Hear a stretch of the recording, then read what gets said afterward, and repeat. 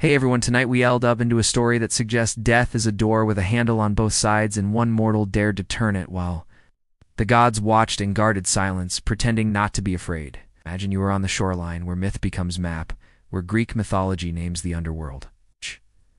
Rivers, and the ferryman who takes a single coin, as if that thin metal were proof that memory still has weight in a place made of forgetting.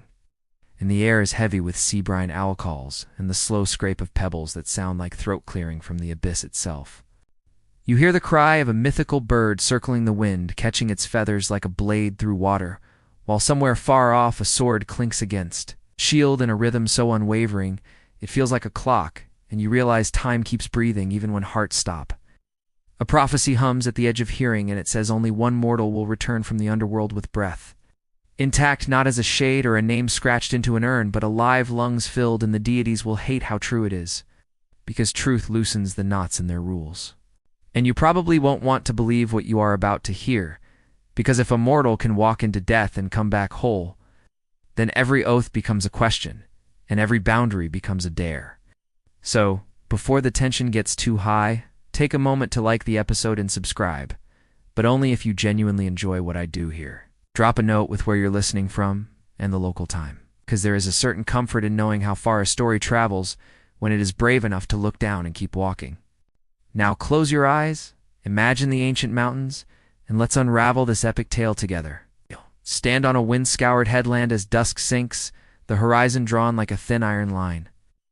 And the first words of the prophecy rise in your throat as if borrowed from a voice that learned to speak underwater. In the distance, a wave hits the cliff and shatters into syllables. You think of Orpheus descending with a lyre's fragile defiance. Of the way music's pattern claimed a space in Hades where pattern had no right to exist, a historical echo that still shakes loose dust from our bones when we say his name softly. The prophecy is not written, not sung, but breathed into your ear by a storm that remembers every lament ever offered at a tomb. Its cracked rim, and it names you without a name, an unnamed hero called by the emptiness that follows each goodbye. Somewhere behind the cliff is a ruined shrine where travelers used to leave figs and small copper mirrors for Hermes, the psychopomp who walks the border like a scribe of thresholds. The stone is laced with lichen that looks like frozen lightning, and you can almost hear sandals sliding over gravel, swift, unstartled, exact. The deity's silence feels like a verdict, yet the verdict keeps pausing, as though the jurors' gods with centuries in their throats are reconsidering whether a mortal's breath can be a weapon sharpened on absence. You stoop and pick up a coin from the sand, a plain disc with no king's face, stamped only with scratches that resemble river channels. And the touch of it is cold enough to make your fingertips ache, cold enough to remind you of Charon's unseen gaze. The sea breeze threads your hair with salt, and each strand feels numbered, catalogued by a bureaucracy of shadows that knows how many breaths you've taken today and how many you have left. There is a fact that anchors you. Countless ancient tales spoke of katabasis, the descent into the underworld, and a sparse handful: Orpheus, Heracles bringing up Cerberus, Theseus attempting what he did not understand, nearly bent that boundary before it snapped back. And legends share a ledger where such attempts are recorded in a neutral hand. Your coin looks like a promise, but also like a lockpick, the way metal edges can be both payment and tool, depending on whose palm holds them and how much dusk is left. You close your eyes and listen for the clamor from beneath earth, the ring of bronze on. Bronze, the chorus of distant shields that greets the newly dead with the ceremony of memory, and the sound arrives thin but definite, as if funneled up through a reed pipe stuck into soil. The sound makes your own pulse fall into step, and the ocean's crash begins to sync with it. One vast percussion section beneath the narrative your fate wants to write. The prophecy knots itself tighter. Only one mortal returns with breath intact, not the negotiated half-life of a rescued name, not the compromise of a reprieve that expires at sunrise, but breath full and unbroken like a standard carried through a battlefield without tearing. You remember stories of Sisyphus tricking Thanatos and binding him so no one could die until the gods compelled the resumption of endings? The legend flickers like a torch behind your eyes, the way audacity can briefly outshine law before the dawn reasserts hierarchy. The waves keep talking, telling you about other shores where different underworlds wet Helheim's cold scrutiny. The reed beds of the Egyptian West, each with their own tolls and loopholes and witnesses. A gull's shadow passes over the coin in your hand, and for a heartbeat the metal looks like a black river seen from high above, a thin slit in the world that accepts anything if the price is right and the timing precise. The prophecy insists on breath, so you test your own. Inhale through the nose, slow, counting to 4, hold 4. Exhale, long, a patient ribbon unspooling, and the air tastes not only of salt but of stone, as if you've already set one foot on the staircase that goes down through the cliff's pale throat. A quirky detail catches your attention. Someone long ago scratched an eye into the coin's rim. Not a human eye, but something owlish and lunar, as though the currency itself must watch the journey to ensure no shortcut goes unrecorded. You turn the coin over and find the scratch repeated, a mirrored vigilance, as if both sides of the door want witnesses before the handle turns. The ruins above the headland hold the last of the daylight like a sieve that refuses to let whole gold pass through, only a gleam in fragments. The stones remember offerings laid for Hermes at crossroads, places where messages changed hands like torches. And even now, when no priest keeps the calendar, the pathways crisscross in patterns that can still summon a guide if approached with the right mixture of humility and nerve.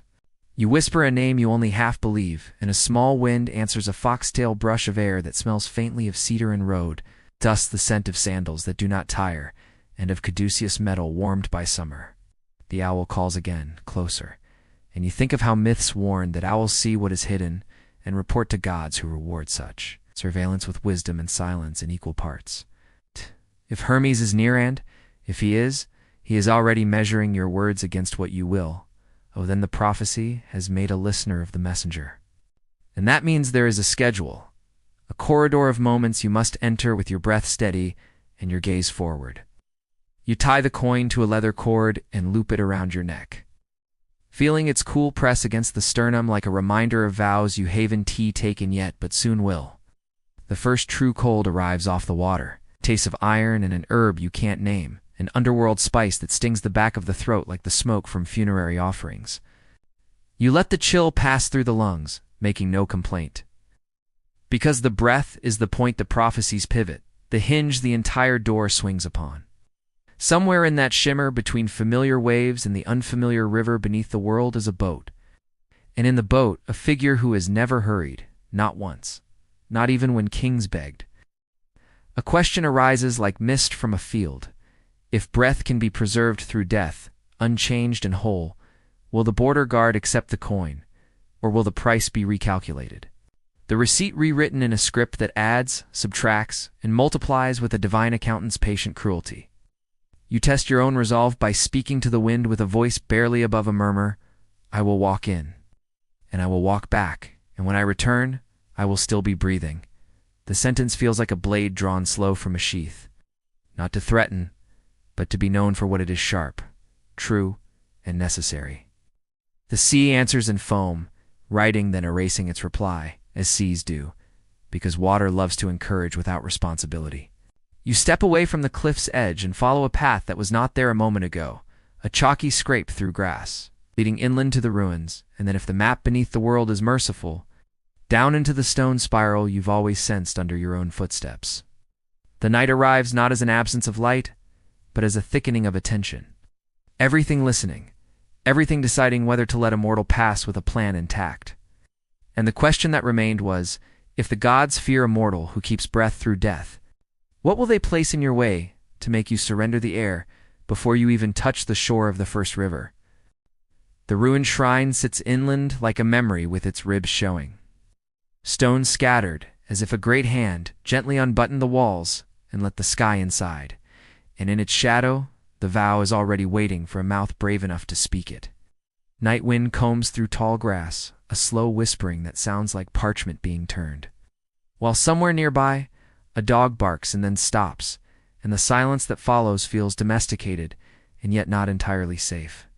Torches once burned here at a crossroads at the kind of junction Hecate favors, where keys and knives hang from rusted hooks and dogs were said to stand guard over the threshold between ordinary hours and the heavy moonlit business of the dead.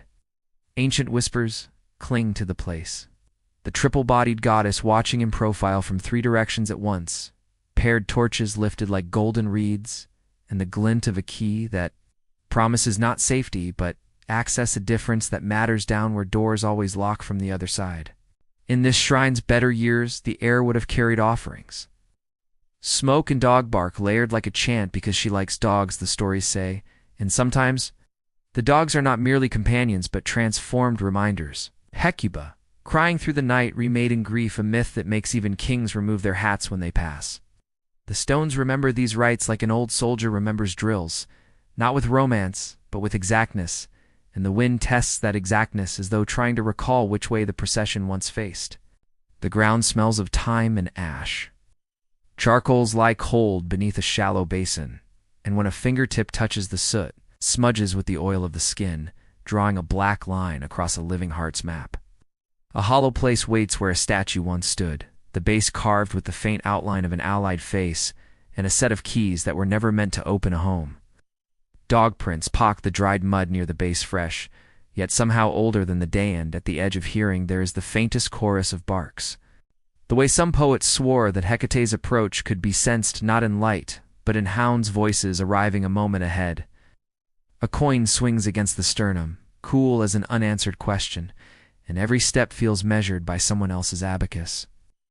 The vow asks to be said aloud, not because the gods require performance, but because breath must take a shape that cannot be mistaken. It must be a line drawn in air that even shadows cannot smudge. The ferryman does not hurry. Hermes does not hurry. The queen of the underworld never hurries. Only mortals hurry. And tonight that haste must learn to slow until it becomes precision. You kneel on a flat stone and lay out simple things. The coin that will make a boatman's eyelids lower a fraction. A cracked lyre that once belonged to someone who believed music could legislate mercy, and a bone pin that looks like a question mark waiting for its verb. The lyre hums a little in the night air, strings slightly slack. A ghost of Orpheus's audacity threaded through its wood, the way sap sometimes finds a way to keep sweet even after the tree has fallen. A vow needs witnesses. Hermes, as the psychopomp who knows the turnings of paths and the grammar of thresholds, is invoked not with flattery, but with clarity. Come if it pleases you, leave if it's wise, but mark this.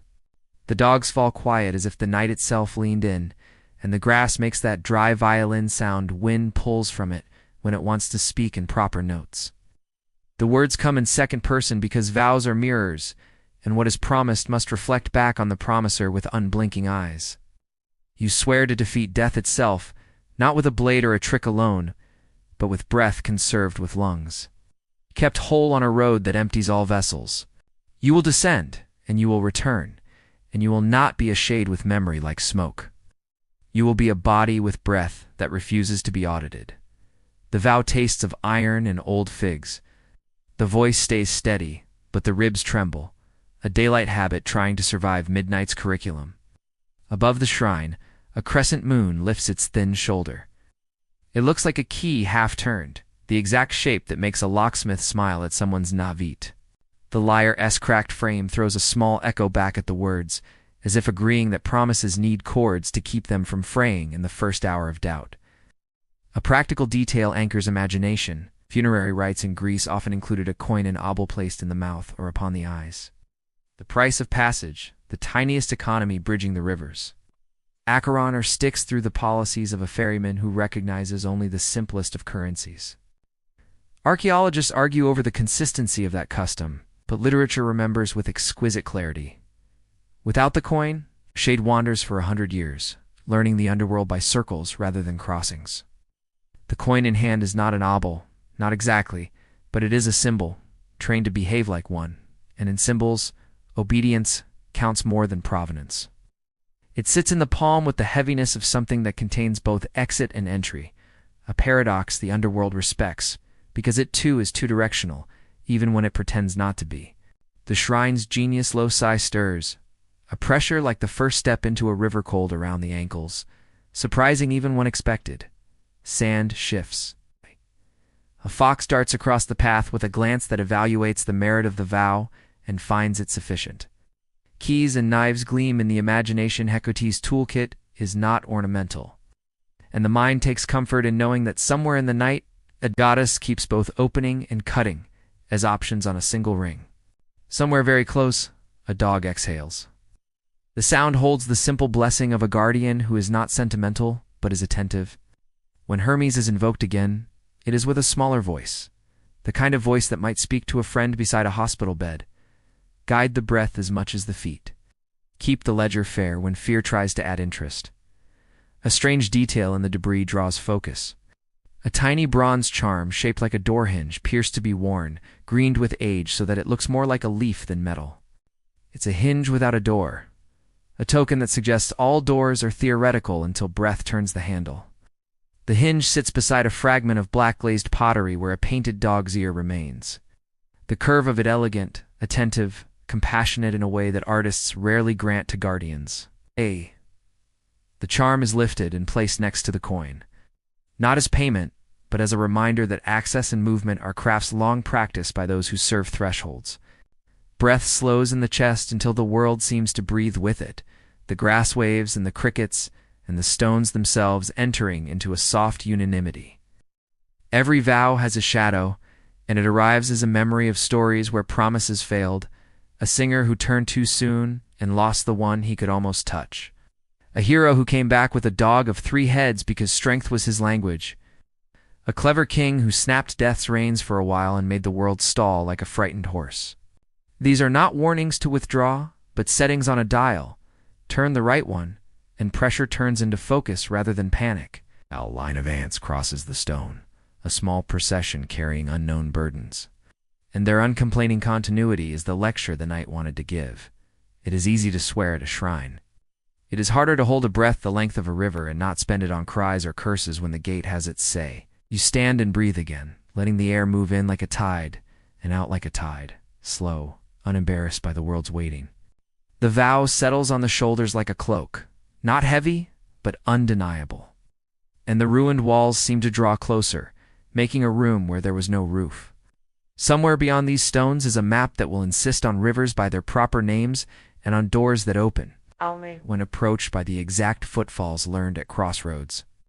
A question writes itself on the cool skin over the heart where the coin rests, when the shrine's last ashes are cold and the dogs have ceased their bark. Will the vow stay bright enough to see by when the first step down becomes a step away from everything that has ever answered to the word home? The ragged seer stands at the edge of the shrine's collapsed wall with a cloak that looks stolen from weather itself. And when the wind pushes across the stones, the cloth barely moves, as if time has learned to go around this body rather than through it. The voice arrives before the face does, a rasp like gravel under a shallow stream. And it asks for no name because the underworld does not care for signatures, only for the accuracy of steps taken under pressure. A charcoal nub appears in the seer's fingers, and with a patient hand the floor becomes a map, not of the country above, but of the one beneath, a diagram of the 5 rivers that braid and counterbraid around the halls of the dead according to Greek mythology. Styx is sketched first, a black loop, labeled with a single stroke that suggests hatred and oath water in the same breath. The inviolable current, upon which even deities swear and are bound, a quirk that makes gods sound almost human in their need for rules that bite. Acheron follows the river of woe, a line drawn heavier where the unburied wait 100 years for a ferry they cannot board. A practical cruelty that explains why coins weigh on tongues and eyelids in graves like small anchors against delay. Cocytus arrives as a humming thread that feeds Acheron, a river of lament whose very name means wailing, a geography of sound as much as water where grief becomes location. Phlegethon is fire, flicked in with a scorched finger from the brazier's edge, a red smear that insists heat belongs in death's country as surely as cold, an ancient mystery that still feels new each time it's drawn. Lethea's last, a pale stripe barely visible, the river of forgetfulness, the one travelers are warned not to drink if they wish to hold a story intact, because memory is a passport and a price all at once. Breathe with the map, the seer says, eyes like shorelines before storm, and each inhale seems to tug the lines tighter until they gleam with a logic difficult to refute. The charcoal then circles a place where the 5 do not meet, but notice one another at crossroads. Under the world that answers to different names depending on which hero tells it, and the seer taps there as if to wake a gate. The ferryman's wake is implied with 2 curved marks that never straighten because the boat's trajectory is a rumor that repeats with endless reliability, and a coin-shaped ring is drawn beside it to remind that currency is a language. Shadows still pretend not to understand. A whisper flickers through the stone, and the seer says the map must be walked by lungs, not by feet, because breath is the only thing the underworld cannot counterfeit without consequence. Hermes listens at boundaries, the rasp adds, and the seer draws a winged sandal in the dust. A small emblem of the psychopomp who knows how to measure and escort without becoming what he measures. A historical fact is set down like a lantern, the tale of a soldier who died in battle and lay uncorrupted for 10 days, who woke upon a pyre to describe what the underworld showed him because he did not drink. Lethe, a record of afterlife that survived because breath returned with memory still attached. The seer's mouth curves at this, neither smile nor sneer. Only acknowledgement that sometimes a story walks back on its own legs and refuses to evaporate. He brought a map that was sentences. The seer murmurs, and Plato's pages still feel warm when you touch them, as though the underworld is a furnace for ideas as well as its souls. The charcoal marks an eye near Lethe's line, a reminder that rivers see who drinks, and that sight can be both record and accusation if a hero seeks to defeat death by cleverness rather than fidelity. Quirky knowledge changes the air. Styx is not only water, the seer says, but a goddess invoked by gods. When they swear oaths that cannot be broken without venomous penalty, a detail that makes the river less a threat than a contract embodied. The seer gestures northward, where travelers sometimes pretend the underworld wears a helm of frost, and mentions Hermod's ride to hell to plead for Balder, a Norse legend that keeps its own map of tears and conditions signed by a queen whose hands count grief like coins. The charcoal pauses above Acheron, then pierces the earth lightly, as if pinning a sheet on a wall, and the seer mutters that some mortals enter by Acheron rather than Styx, which is why certain graves keep the apple ready in the mouth, rather than on the eyelids, because what buys passage buys it regardless of channel. In another breath, the seer notes places above ground that wore the river's name's Arcadian cliffs and streams called Styx, whose waters were rumored deadly to drink, evidence that the world likes to grow myths where rocks and currents cooperate with the imagination. The map now gleams with navigational menace, and the seer draws a tiny ladder beside Phlegethon, then laughs softly and rubs it out with a thumb, insisting there are no ladders down there, only choices that feel like steps. A knucklebone appears white as moonscale, carved into a die with letters instead of numbers, and when the seer tosses it, the cube refuses to land until your breath steadies, a bizarre artifact trained to listen for lungs and logic at once. This is not chance, the rasp says, gesturing at the die spinning midair as if attached to the held breath. This is measurement. And death loves exact measures. The die drops to show a single letter that resembles a door half opened, and the incurred nods toward the path that slides down behind the shrine, as if the world wears a spiral laced into its spine. You ask, voice low, whether living travelers have walked these lines and come back with the breath entire. Not a bargain, not a timed loan, but whole, and the seer scratches a mark shaped like a scar over the rib sketch drawn on the floor. There was one who returned with a soul-shaped scar. His breath was a mirror that remembered, the seer replies. But even he did not turn the head when a voice begged, and that is why the mark looks like a hand refusing a shoulder. The seer's finger reaches toward Lethe's pale stripe and hovers 3 times without touching, as if to warn that forgetting is not only for the dead, but also for the living, cannot carry the weight of precise memories without cracking. Heroes fail by sound, the rasp says, by the name said behind them, in the voice they most want. A truth that tastes like smoke and snow, and it threatens to become a prophecy on its own, if not carefully folded and put away. The seer then drags the charcoal across the coin at your chest, darkening it until it looks like a miniature eclipse, and taps the cracked lyre you laid on the stone as if hearing a note trapped inside wood. 2 currencies, the rasp explains. Metal for passage, music for mercy. Charon counts one, queens count the other. And some deities listen to strings the way accountants listen to ledgers. Aeneas's golden bow is mentioned in passing, a leaf that bought a living man's ferry and an audience with judges.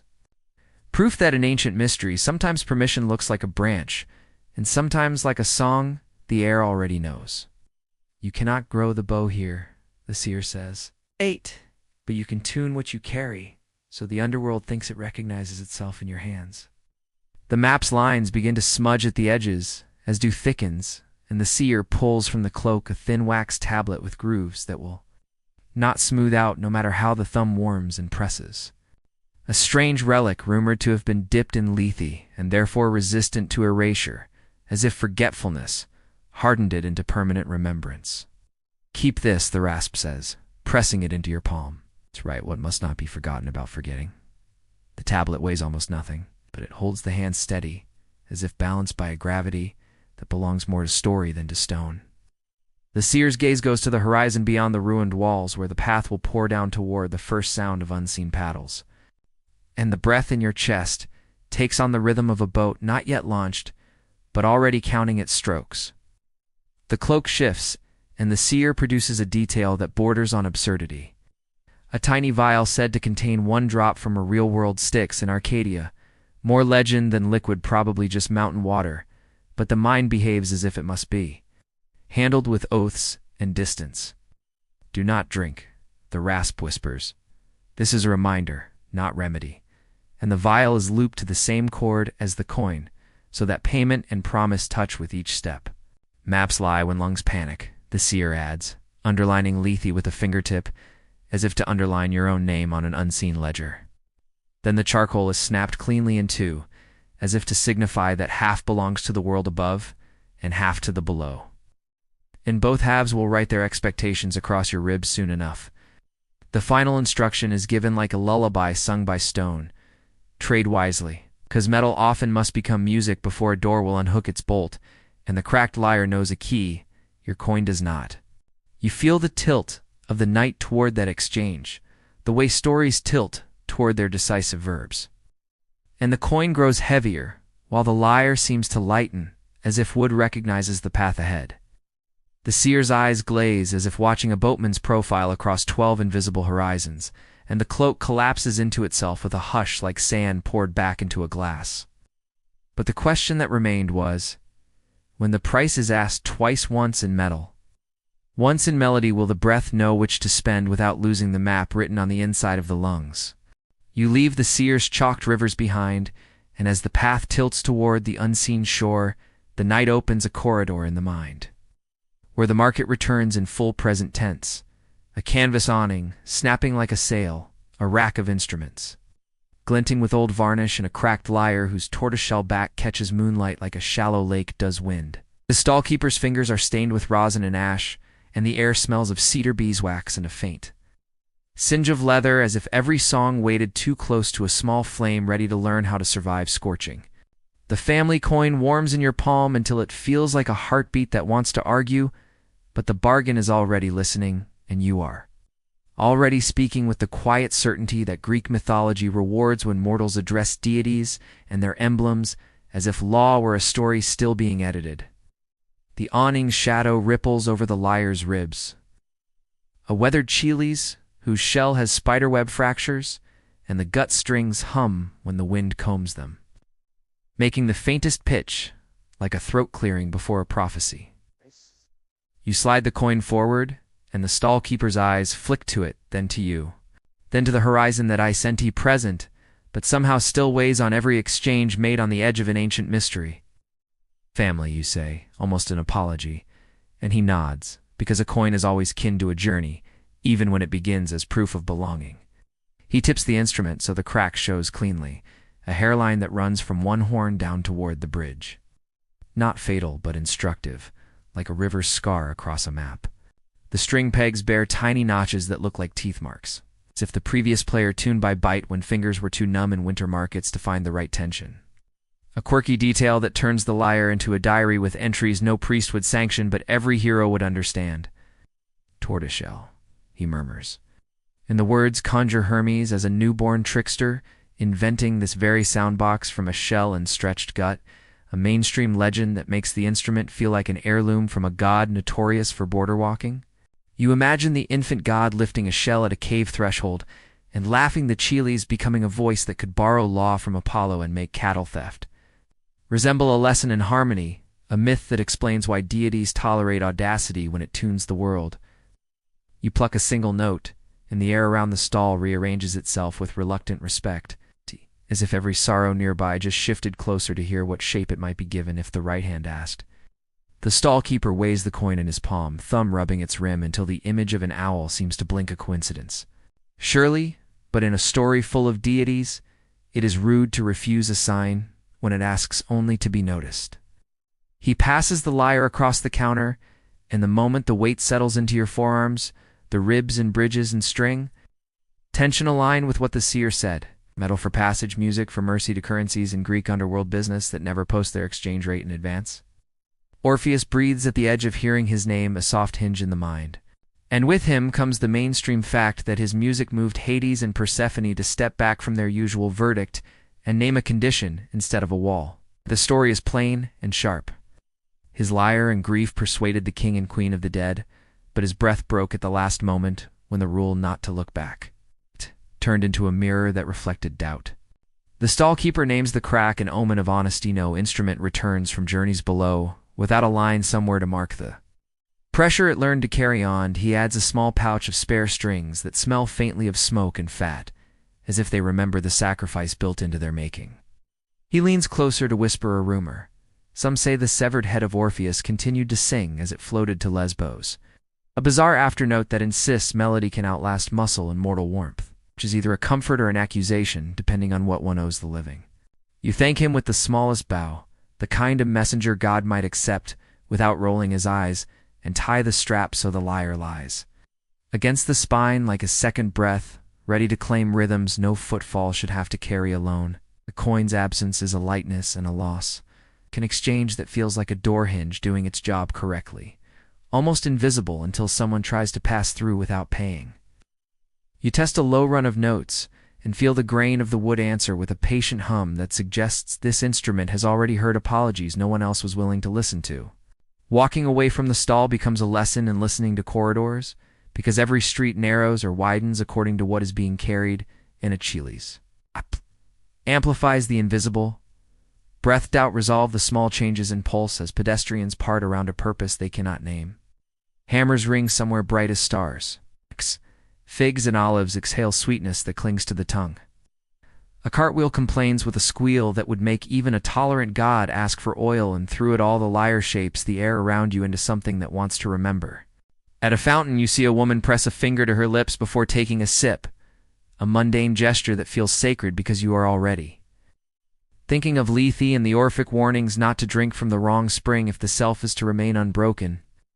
The Orphic gold tablets, thin leaves buried with initiates, gave specific directions. Avoid the fountain by the white cypress, and drink instead from Mnemosyne. After speaking the right words, a historical detail that makes the lyre's job clear, keep memory rhythmic when fear would erase it. You tuck this into the same mental pocket where the seer's map lies, a fold where music and instruction overlap like two hands learning to clasp. The market thins near the harbor, and salt takes over the air as vocabulary, while ropes thrum against bollards with tides that think in numbers older than clocks. You hold the lyre up, and the moon threads its light through the cracked lacquer, a pale bar that looks like a path across the instrument itself. And the word crossroads returns with Hecate's dogs and keys hidden inside it like iron and bread. A gull laughs with an accent that sounds unkind, and you answer with a chord that refuses the taunt. Letting the sound ride the water like a small, deliberate ship bound for a place, map's name and stories enlarge. Fisherman glances up, then resumes coiling a net, because Greek harbors have always taught mortals that songs and nets do similar work when the day requires patience and the night plans to test the spine. You take the last of the street's light into the instrument's hollow, the way a lamp invites fire to make a room honest. And the wooden ribs respond with a sigh that resembles acceptance. There is a quirky silver nail set into the lyre's frame, near the tailpiece stamped with a bee, and the stall-keeper's daughter had claimed to keep songs from crumbling in humidity, which is ridiculous and therefore likely to be remembered when the air turns river cold below. You pinch it gently and feel a burr that could cut a fingertip if the hand trembles. A reminder that instruments are both tools and thresholds, and that blood, though avoided tonight, has written more than one permission slip in the liturgy of heroes.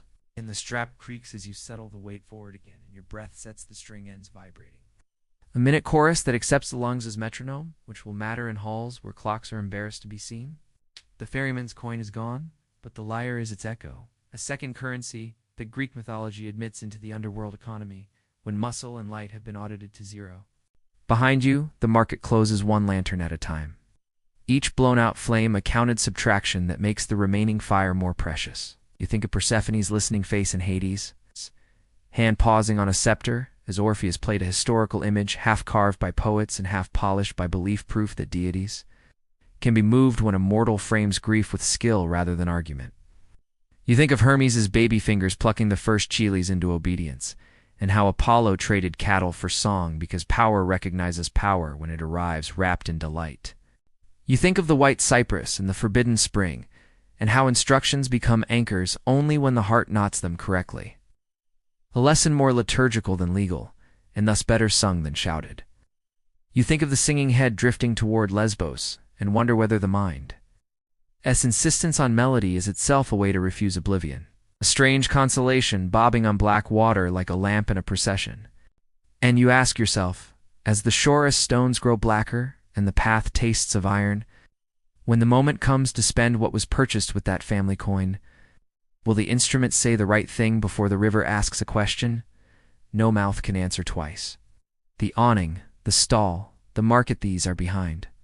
And the underworld is ahead, but the trade kicks quietly inside the ribs like a second heart that wants to keep time for a journey that thinks it can stop yours. The lyre is warm now from the skin and the promise, and the crack across its shell looks less like damage and more like a road that understands both weight and direction.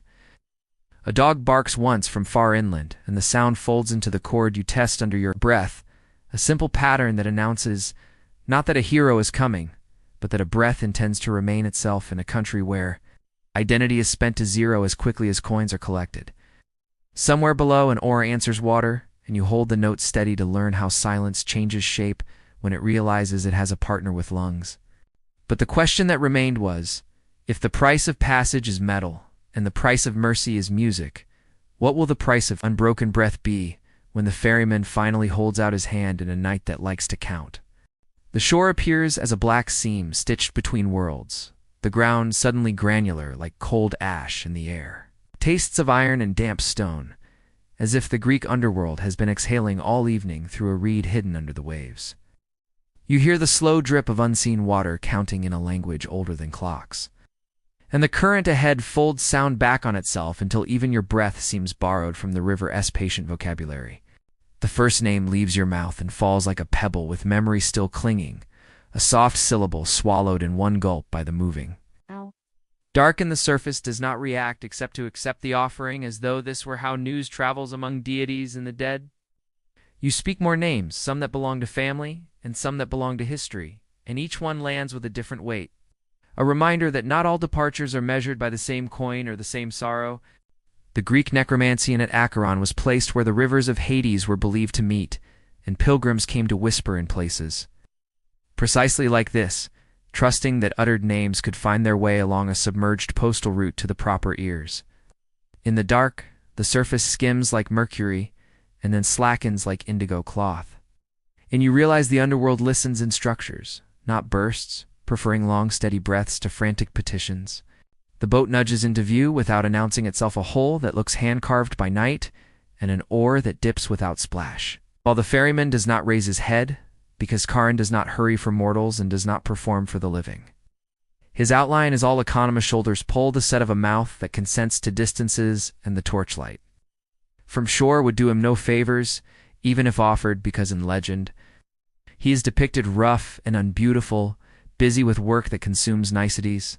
The boat's edge scuffs the gravel like a warning, rather than a welcome, a reminder that the line between heroes and shades is measured in breath more than in bravado. You hold up the coin that once sat against your sternum and now shines dull as moonbone. The modest obol of story that literature elevated into a rite, and the ferryman's eyes flick once not to admire but to inventory. Some burials place the payment in the mouth, some on the eyes, and archaeology admits a range of practice while myth insists on clarity.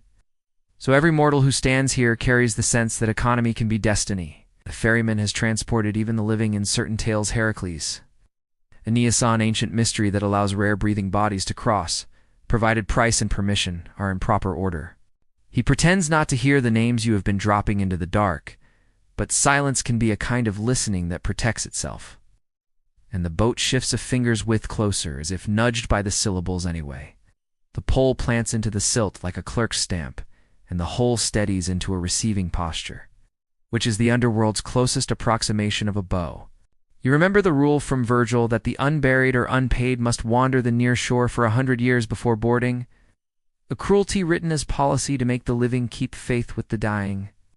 Your voice tries one more name, and it arrives like steam thinned by distance but warmer than the rest, and the ripples carry it away toward bends. You cannot see where judges and queens stitch meanings into what mortals offer them. In such places, oracles near the Acherusian lake taught that names refine grief into address, and address refines grief into a parcel that can be delivered rather than lost. The ferryman's knuckles glow like wet bone, the only pale thing about him, and the pole's tip lifts with a patience that suggests your schedule is his pastime, not his priority. A quirky detail clinks in the pocket of tradition. Sometimes a coin is replaced by a thin inscribed leaf or token, as viaticum, so that message and money merge. A conflation that would make any psychopomp smile at mortal ingenuity. You imagine one of those delicate plaques pressed to a tongue, as if knowledge itself were currency, and for a beat you wonder whether a word properly spelled is worth more than any minted metal on this shore? The boat's interior smells of damp rope and old cedar, and a scatter of grit on the floor has the sparkle of pyrite. Fool's gold crusted into work, as though even the sand wishes to be mistaken for payment. Beyond this river, other mouths open to the same country, Lake Avernus, whose very name means birdless, was once believed an entrance to Hades by Romans, who watched vapor rise and assumed the world had thin places that leaked. Virgil sent Aeneas to that shore to consult the Sibyl and descend, making the lake a page in epic as well as a landmark on maps of fear. Across centuries, the idea clung. Where fumes kill birds, words might meet gods. And where an opening downwards yawns, heroes and deities negotiate under strict supervision. The ferryman's face tips a fraction, a movement that might be wind, might be rumor. The OR describes a small circle on the surface that looks like a seal being drawn.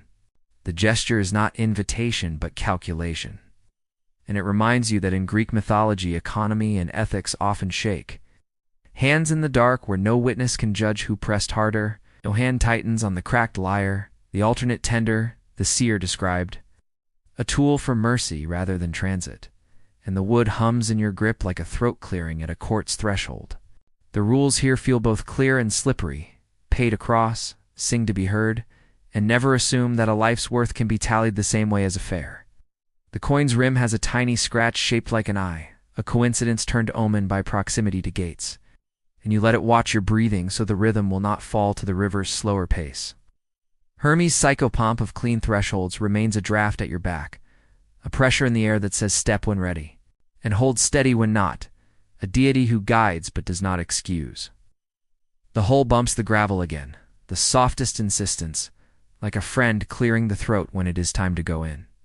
And you bend your knees with the ceremony of someone stepping onto a promise. Ferryman does not offer a hand, because his work is not to hold but to carry. And the difference feels like the boundary between deity's logic and mortal's longing. When the boat rocks, the names you dropped seem to rise back for half a second, like fish testing air, before remembering their place. A trick of light that still persuades the heart to be gentle with itself. A final mainstream detail steadies your resolve. Not all paid passages were simple. Some graves held hoards, others none, and yet literature condensed this variance into a single coin. Because stories teach by emblem even when archaeology testifies to chaos. The oar bites and releases, and the shore slides backward, as though tugged by a careful god who has agreed to nothing but motion. Oh. The ferryman's eyes remain downcast, pretending not to listen. But every silence in this place has ears. And every ear in this place counts as if the underworld were an abacus made of unwarmed stars. Names keep falling from your mouth in a quiet procession, and the river receives them without judgment. The way stone receives shadow at noon and returns it at dusk, as if nothing had happened. The boat noses toward a bend where the dark looks thicker, and the air cools another degree until the teeth ache, not from fear, but from the mathematics of distance. And the question that remained was, after payment in names, and this careful boarding, will the black water accept a living breath as merely another passenger? Or will it begin to tax the lungs with interests only deities can fully explain? The oar carves a hush into the river, and a second hush answers from above, where a long, narrow shadow crosses the current like a feathered verdict. And in that moment, a Valkyrie silhouette seems to tilt her helm toward your boat, as if evaluating a living pulse, wandering through a ledger meant for the dead. You keep breathing in 4 counts, because breath is the only language. Karin does not translate, and the ferryman's face stays averted. A clerical refusal that lets Norse legends and Greek mythology share the same black water without quarreling over jurisdiction in front of the deities. The feathered darkness hovers just long enough for your eyes to register the curve of a spear and the pale oval of a shield, then she dissolves into fog, like a message that prefers to be believed rather than proved, leaving the sound of wings pressed flat into the cold like a seal. You recall the whisper promised at the shrine, "Watch for a messenger who I sent to yours." And now that promise stands fulfilled by a figure who serves a different gate. A chooser of the slain who nevertheless honors a breathing mortal daring a route through hell as arithmetic. The boat glides between banks that do not commit to distance, and the water turns viscous, as thought when it slows to consider a clause. So you steady the cracked lyre against your ribs and let one low string hum until even the awe strokes match its pulse. Hermes feels near on the edge of that tone, a psychopomp, who prefers roads and crossroads and accurate receipts, while the Valkyrie belongs to fields of spears and frostbite choices, yet both are listening.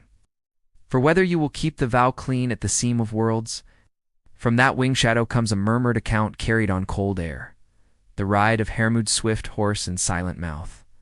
9 nights through valleys so black they seem to bruise the saddle, going to plead with hell for the release of Balder, whose death cracked Asgard's voice. The story does not need torches to be seen. It arrives full-formed. The queen agreed to mercy, if every creature stone and thorn would weep a condition that sounds generous, until one realizes tears must be counted like coins by hands that never misplace a single drop.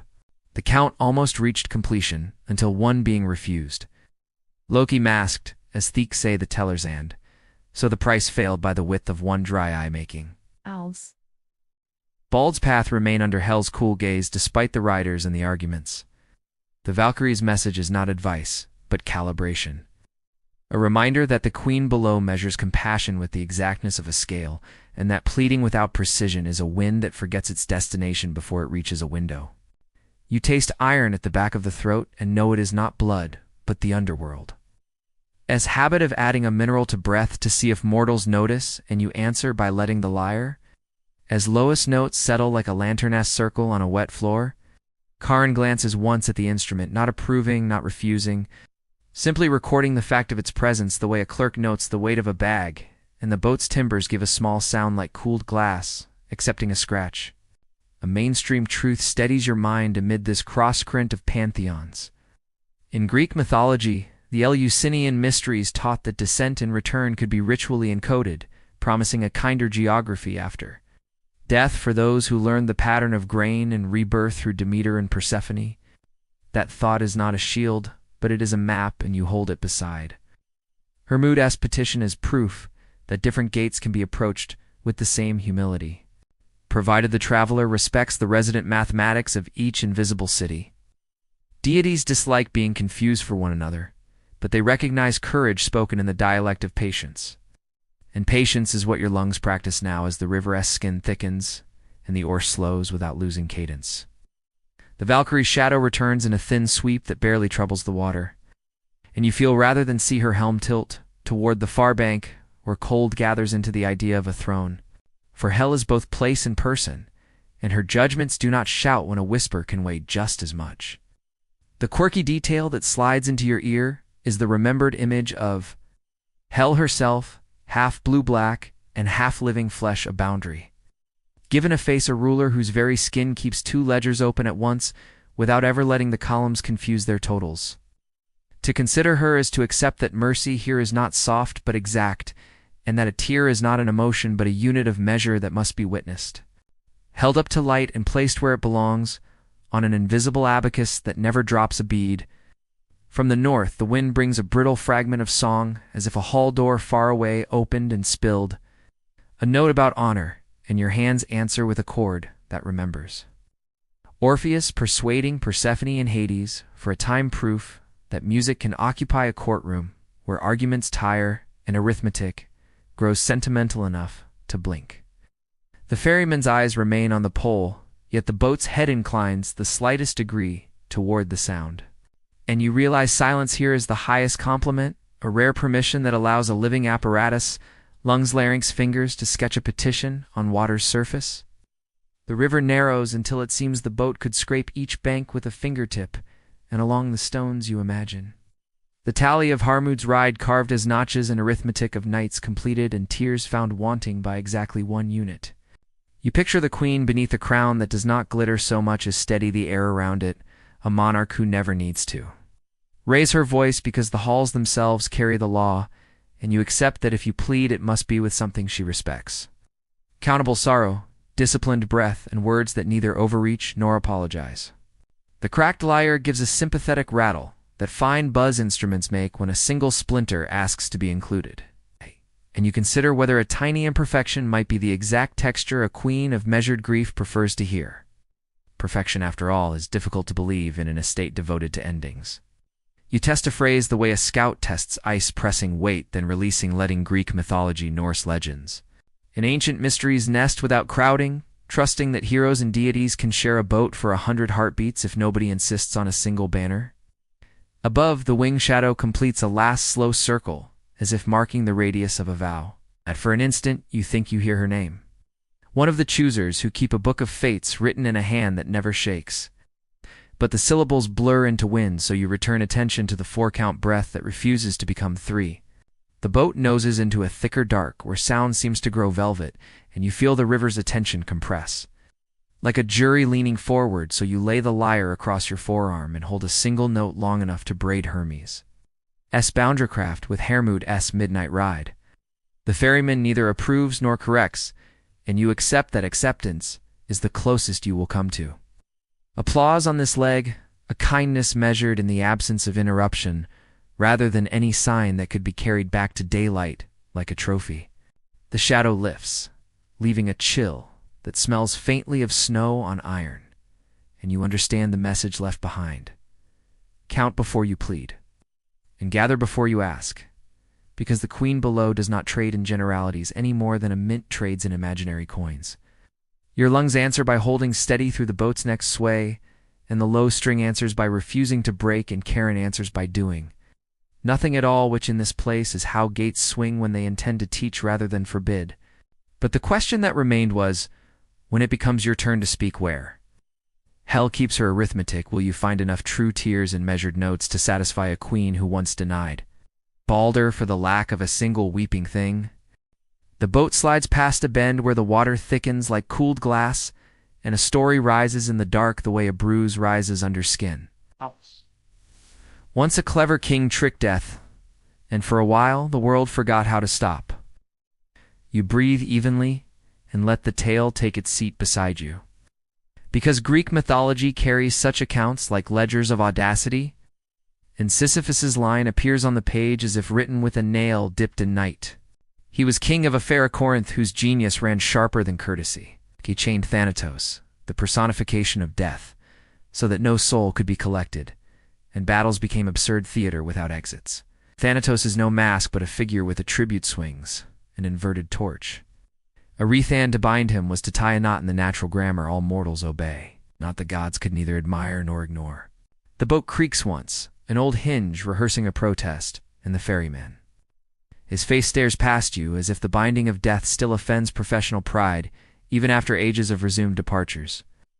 Ares, offended that war had lost its conclusion, freed Thanatos and put Sisyphus back into the arithmetic of consequence, ending the brief holiday from endings that made the cosmos feel like a stage play without a curtain.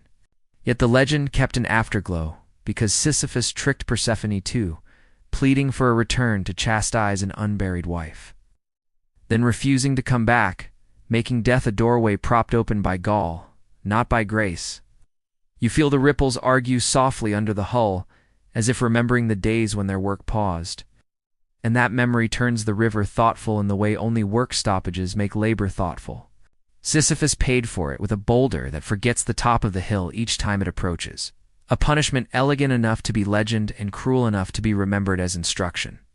The oar dips, rises, and dips again like a clock hand, resigned to its circle.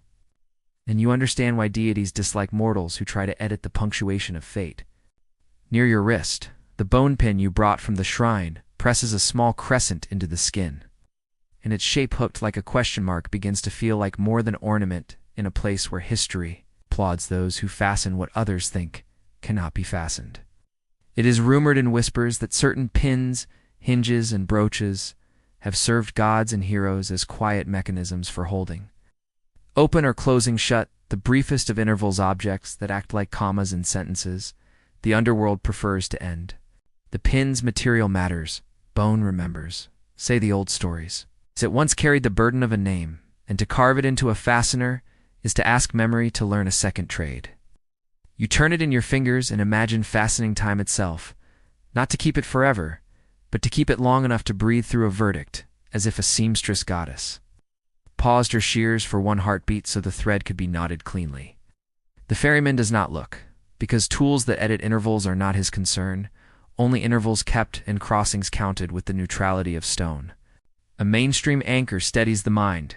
The Greek imagination populated necessity with faces, Moirae to measure and cut Thanatos, to collect Hades, to host Persephone, to balance seasons with returns.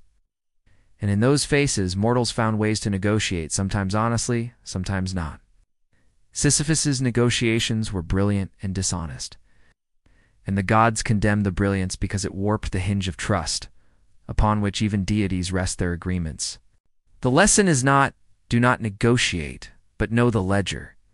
And the ledger in this boat counts breath as capital, in a market where metal buys a crossing and music buys a hearing. Your lyre hums a single sympathetic thread as if to say it knows the difference between purchase and petition.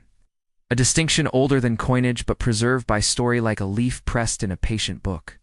The river hears the note and accepts it as weather, neither favorable nor foul, simply a condition to be navigated with the craft due to all conditions. The bone pin clicks once against the lyre's rim, and the sound is so quiet it might be imagined, yet it plants a detail in your mind that refuses to leave. Pins fasten edges, and edges here are minutes, conditions, and glances upon which queens decide. You remember the Valkyrie's shadow describing Hermod's plea to hell? The queen who counted tears with an integrity as cold and honest as iron? And you imagine a pin that could hold a tear in place long enough to be seen? Such artifacts populate lists and litany spears that never miss, cloaks that conceal, shields that radiate dread, and somewhere between them and the humble dress pin is a world of minor magic that keeps the great motions from fraying, while you slide the bone into a fold of your cloak, and it sits as if it has always belonged there. A domestic tool recruited into a diplomatic mission.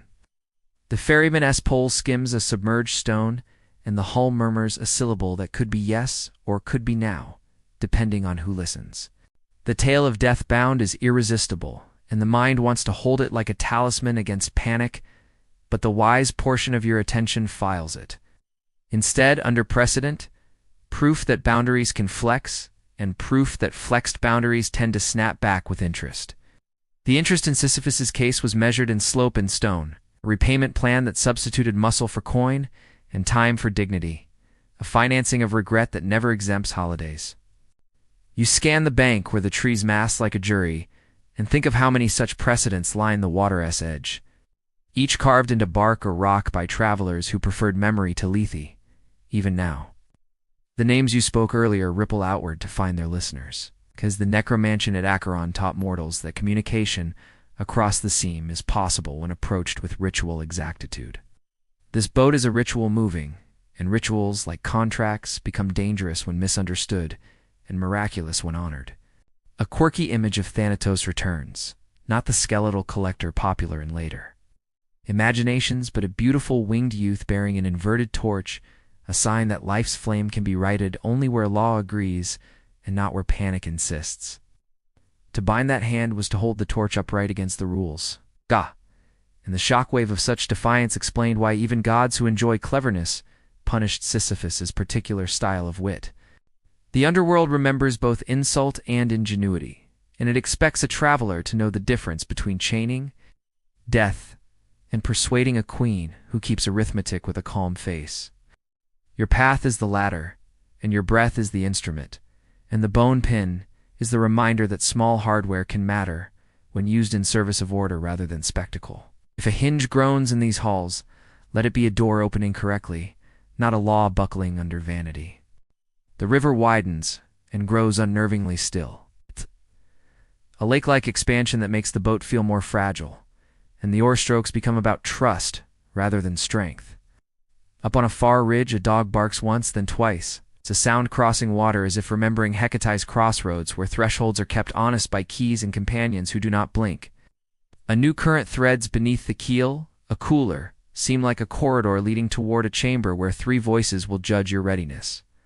A wind that carries a messenger-esque cadence, hounds that announce arrivals without cruelty, and a drip that measures the patience of stone. The bone pin rests against your pulse. You imagine fastening that drip for a heartbeat so you can hear what the other two voices say without losing count.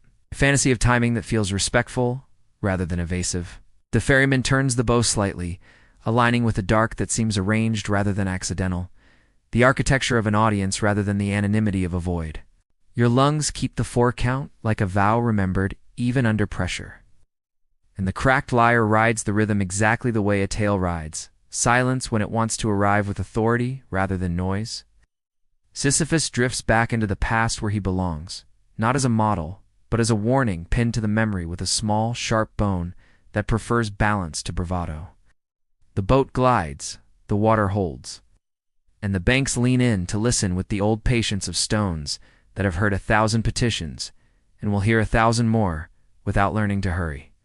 And the question that remained was, when the three voices gather at the threshold ahead, will the pin, the breath, and the song hold the moment intact long enough to step through without borrowing?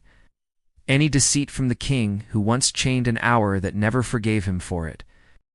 Hermes arrives first as a pressure change in the air, a cool draft that threads the ear like a silver needle and makes lantern flames think twice before leaning.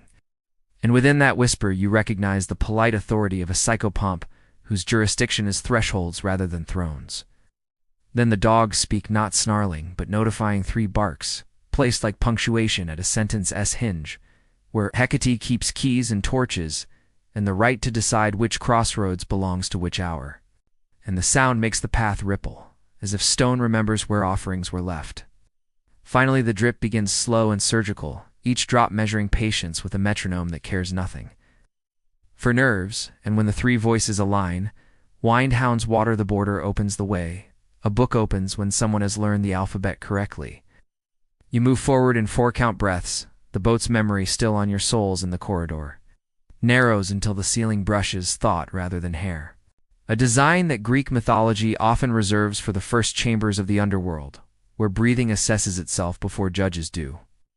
Hermes' current runs along your left shoulder like a river in miniature, the precise guidance of a messenger who escorts heroes without indulging. Their heroics while the dogs pad unseen to the right, their nails clicking softly in a rhythm that implies escort rather than alarm. The drip remains ahead, owned by the architecture rather than any deity, and each impact on stone sounds like a seal impressed on wax, as though the place wants to notarize your presence before allowing the next step. Hecate's domain makes itself known in practical ways. The smell of extinguished wick, the hint of salt and yeast from suppers once set at 3 road crossings in the unseen. Brightness of keys lifted then lowered with etiquette-only deities practiced without teaching. Some local legends remembered her dogs as black and watchful, their howls said to herald her approach, and while the color cannot be seen, here the sound carries that calm, unhurried certainty that belongs to guardians who have seen many fears and found most of them soluble. The triple-form presence works quietly at your back, one gaze on the path behind, one on the path ahead, one on the path that exists only when choice commits and the corridor feels wider for it without growing larger. A mainstream anchor steadies the mind in this hush. The Greek underworld is watered by 5 river Styx, Acheron, Lethe, Phlegethon, Gositosand, though you are not at their banks now. Their logic permeates even dry stone the way a sea permeates air far inland. Lethea's presence is the most unnerving here, not because you are thirsty, because forgetfulness feels like a draft under a closed door, a promise that memory can be simplified if only one surrenders the burden of detail. You touch the wax tablet given by the seer, as if it could absorb any accidental forgetting. And within that touch, the dogs fall briefly silent, as if approving the refusal to drink from an invisible spring. Hermes leans into your left ear with a tone that is not words but resembles them, a reminder that boundaries are crossed by posture as much as by feet, and that the breath must carry its own passport when coins and proofs belong to other ledgers. The drip grows closer, until you feel the cool mist on the cheeks, and the droplet's timing matches your pulse for 3 beats. Then refuses to match, a small test of whether you belong to rhythms set outside yourself. The dogs resume with a single chuff that places you exactly at center, and it occurs that this is how deities guide. Without spectacle, by adjusting the world's small noises until a hero's foot finds the intended tile. A quirky detail flashes at the edge of the torchless dark, a nail hammered into the stone at shoulder height. Head stamped with a key and crescent greened with age like a coin lost in a fountain no one cleans, and when your hand brushes it, the nail vibrates faintly as if torches nearby had just been lowered in greeting. Someone once called such nails gatekeepers in miniature. Duh. A hardware liturgy that Hecate's temples used to fasten petitions to lintels with string, so that the knight could read them in order rather than in a panic of whispered requests.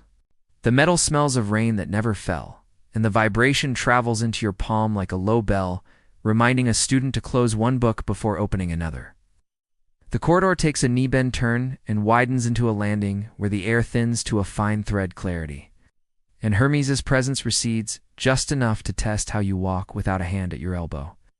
Here, under a dome of rock that behaves like an ear, the dog's paws cease to sound at all, a courtesy that lets the drip conduct without competition, and the effect is unnervingly ceremonial. You resist the impulse to speak a name or strike a string, remembering that Greek underworld spaces often require silence first, sound second, and that the order matters as much as any petition you might compose. A mainstream echo of practice rises. At the necromansion near Acheron, pilgrims learn to proceed by strict sequences, purifications, steps counted in specific numbers each, designed to align the living pulse with unseen protocols before questions were allowed. This landing smells a little of barley and incense ghosts, as if such preparations have been performed more times than stone can recount. And the air listens with the steady politeness of a clerk who will not prompt, but will also not forget. You place your feet in measured arcs, heel-toe with a slight pause between, and the drip rewards the patience by slowing one beat, a concession so small it could be dismissed if not for the way Hermes' current approves by briefly cooling the left cheek. Kety's dogs start again, a softer register, breaths more than barks. And they move behind you now, driving rather than leading. Choreography that turns the landing into a threshold squared. The scent of extinguished wick returns, and with it the sense of keys weighing momentarily heavier on an unseen ring. Which is how you learn that doors down here open inward more often than not. Your hand brushes the bone pin at your cloak, and the tiny click it makes against the lyre sounds too loud, then immediately right as if thresholds appreciate a hint of mortal fidget to confirm that the crossing is not automatic.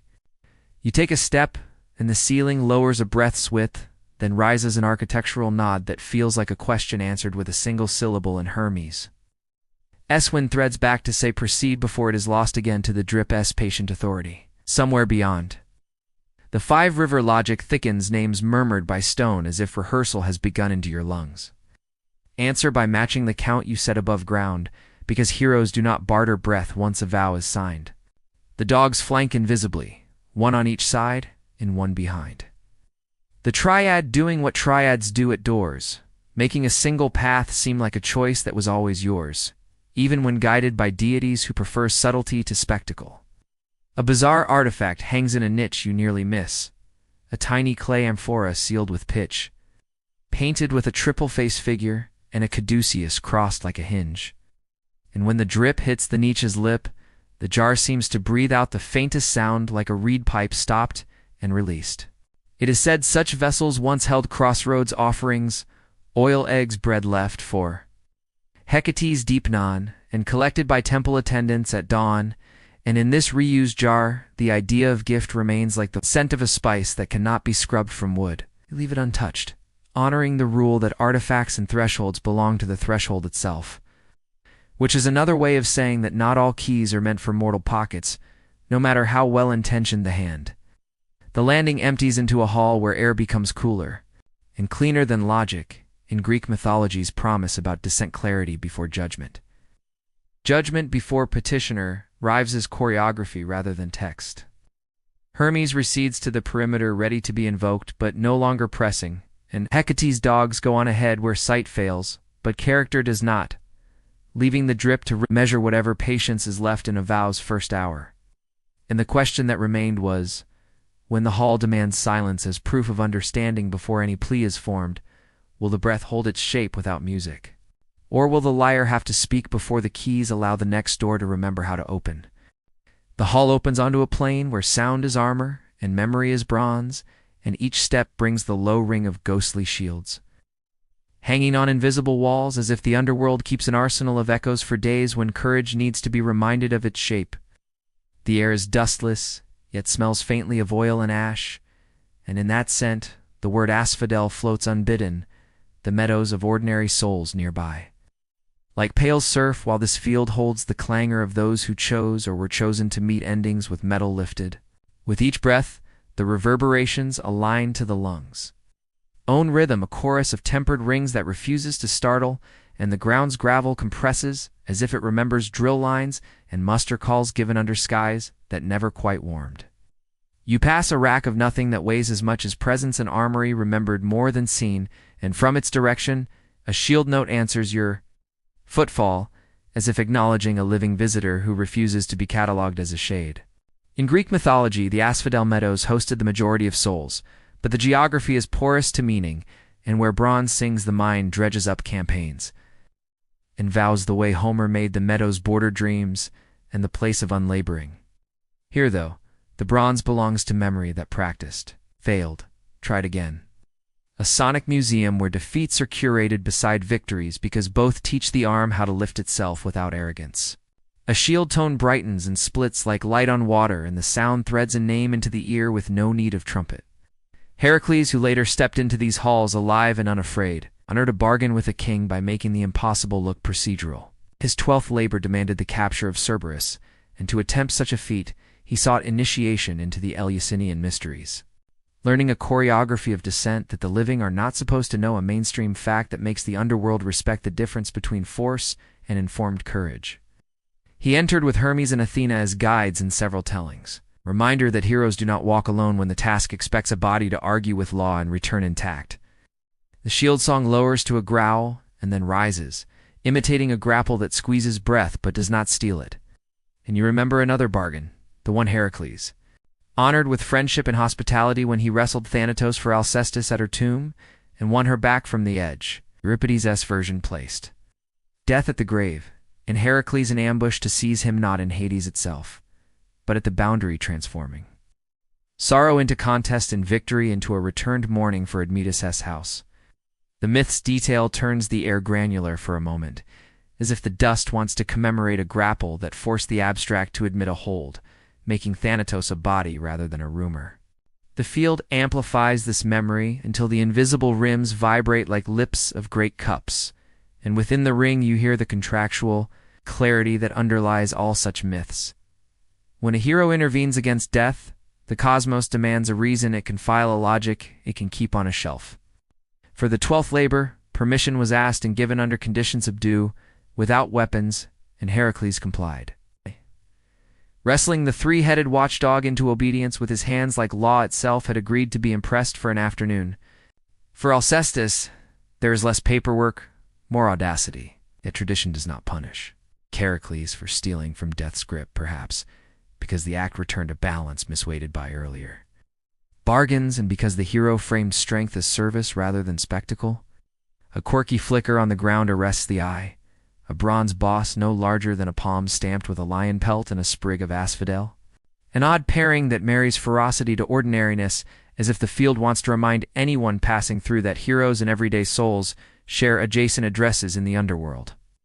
The boss hums when lifted, a thin resonance that seems to check the heart rate the way a physician might, and when set down, it rolls a finger. esquith toward a corridor where echoes cluster like soldiers, preparing to be inspected. The vibration steadies your breath, a temptation to let rhythm carry decision, as if a march could substitute for thought, which is precisely when the shield tones soften, refusing to command, inviting instead. Heracles' descent hums through this air with the force of precedent. In one tradition, he pulled Theseus free from Hades, his ingenious chair, while the earth objected to the release of Pyrithers, a lesson carved into the floor about how some bonds reflect insult rather than grief, and so refuse to break. Elsewhere in the tale, Snakes Bind in Stone remembers imagery that belongs to a country where attachment is architecture and mistakes calcify into furniture. To touch such stories is to accept that not all returns are permitted, not even to those who routinely wrestle lions indoors. The ghostly bronze responds with a soft tat-tat that could be applause or warning, and you make peace with not knowing which response is intended because breath cannot afford to take sides against the logic of endings. A mainstream anchor cut from the same or presents itself. The mead of asphodel, Homer says, is where spirits drift like bats past. Hermes' golden wand, an image so stark it strips romance from the afterlife and replaces it with administration. Past gates and dreams, he led them, not toward triumph, but toward categorization. And there is a comfort in that, a bleak comfort, that myth does not lie about the tedium of being dead. The ringing shields then act not as gaudy trophies, but as devices for indexing courage. A way for the underworld to remember what the living forget when harvests are good and wars far away. The cracked lyre at your spine takes a sympathetic breath and answers with a low chord in the shields. Echoes settle around it like elder voices agreeing to hear it. Petition later, not now, preserving order with the courtesy of postponement. Your feet mark a line through the plain, each step pressed into the faintest powder as if the field prefers to erase footprints before they become paths for the unready. And the hush that follows your chord feels like a page being reserved in a book of requests.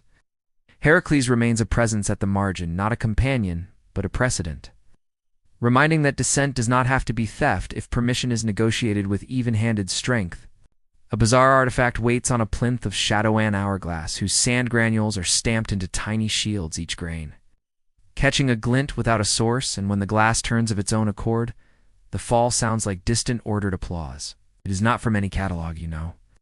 But the underworld's lists run long, and include what mortals rarely see. And this glass seems dedicated to moments when courage must be counted quietly rather than displayed. You resist the urge to touch it, sensing that to do so would commit you to a time you did not choose, a vow outside your vow. The field approves with a tone that releases tension from your wrists. At the far edge of the plain stands a low arch in the rock where the echoing bronze begins to thin. And beyond it waits whatever hall will measure grief by drops and breath by minutes, the arithmetic that queens prefer over anthems. You spare a last look at the invisible shields, grateful that they sang rather than demanded. And you breathe one forecount that includes them in your chest, so their discipline will travel into narrower corridors. But the question that remained was, when the bargaining begins in earnest, and the hall requires proof beyond courage tears measures, restraint will echoes of Heracles. Does precedent help or hinder a mortal whose victory must be breath kept whole rather than beasts subdued? The low arch admits you to another shoreline inside the underworld, a slick strand of stone where the dark water idles, like a cautious animal. And on that hush, you hear the same measured scrape of a pole, and know the ferryman waits again, because Greek mythology gives the dead more than one river to cross when meaning thickens. The air here smells less of damp soil and more of metal cooled too quickly, as if a forge had been quenched beside the bank, and the taste of it makes the tongue remember coins even before the hand reaches for any payment at all. Charon angles the skiff so its blunt nose points at your boots, the oar tracing a thin circle like a clerk's flourish at the end of a signature, and he refuses to lift his eyes, a professional habit that keeps both heroes and deities from mistaking transit for intimacy. You stand with the cracked lyre warming against your spine and weigh the coinless cord at your sternum. Where a family promise used to hang, then let the fingers find a single string and feel its roughened gut, the way it holds memory even when silence owns the room. Metal bought motion, you tell yourself. But music must purchase permission, and with a practiced small mercy, you unwind the lowest string. Letting it slip free like a sigh the instrument has been holding since the Market S awning snapped in the wind. The ferryman's skiff noses close enough that the bow taps your shin, a touch as indifferent as rainfall, and you thread the string around the oar's haft in a loose sailor-s knot that asks without pleading, a gesture designed for thresholds that police their own tone. His hands are blunt with nails that look filed by river grit rather than knives, and when he tests the string with a tug, the sound that comes off the OR is not music exactly, but a line that learns to stand a breath given vertical shape for use downstream. Karin speaks so softly the water has to lean in to catch it, and what he says is a warning disguised as arithmetic. The living pay twice when they return once to pass, and once to prove that breath used below was never stolen from the dead. The string hums in his grip like a river reed trying to become a flute, and the skiff sidles open for you, the floor wet with a shine that has no reflection, because this light belongs to law rather than sky. Think of Aeneas and the Sibyl at the Acheron's bank, how the ferryman refused a living body until the golden bow flashed like an official seal and made policy. Remember its own exceptions, a mainstream fact that teaches why offerings must match the gate that guards them.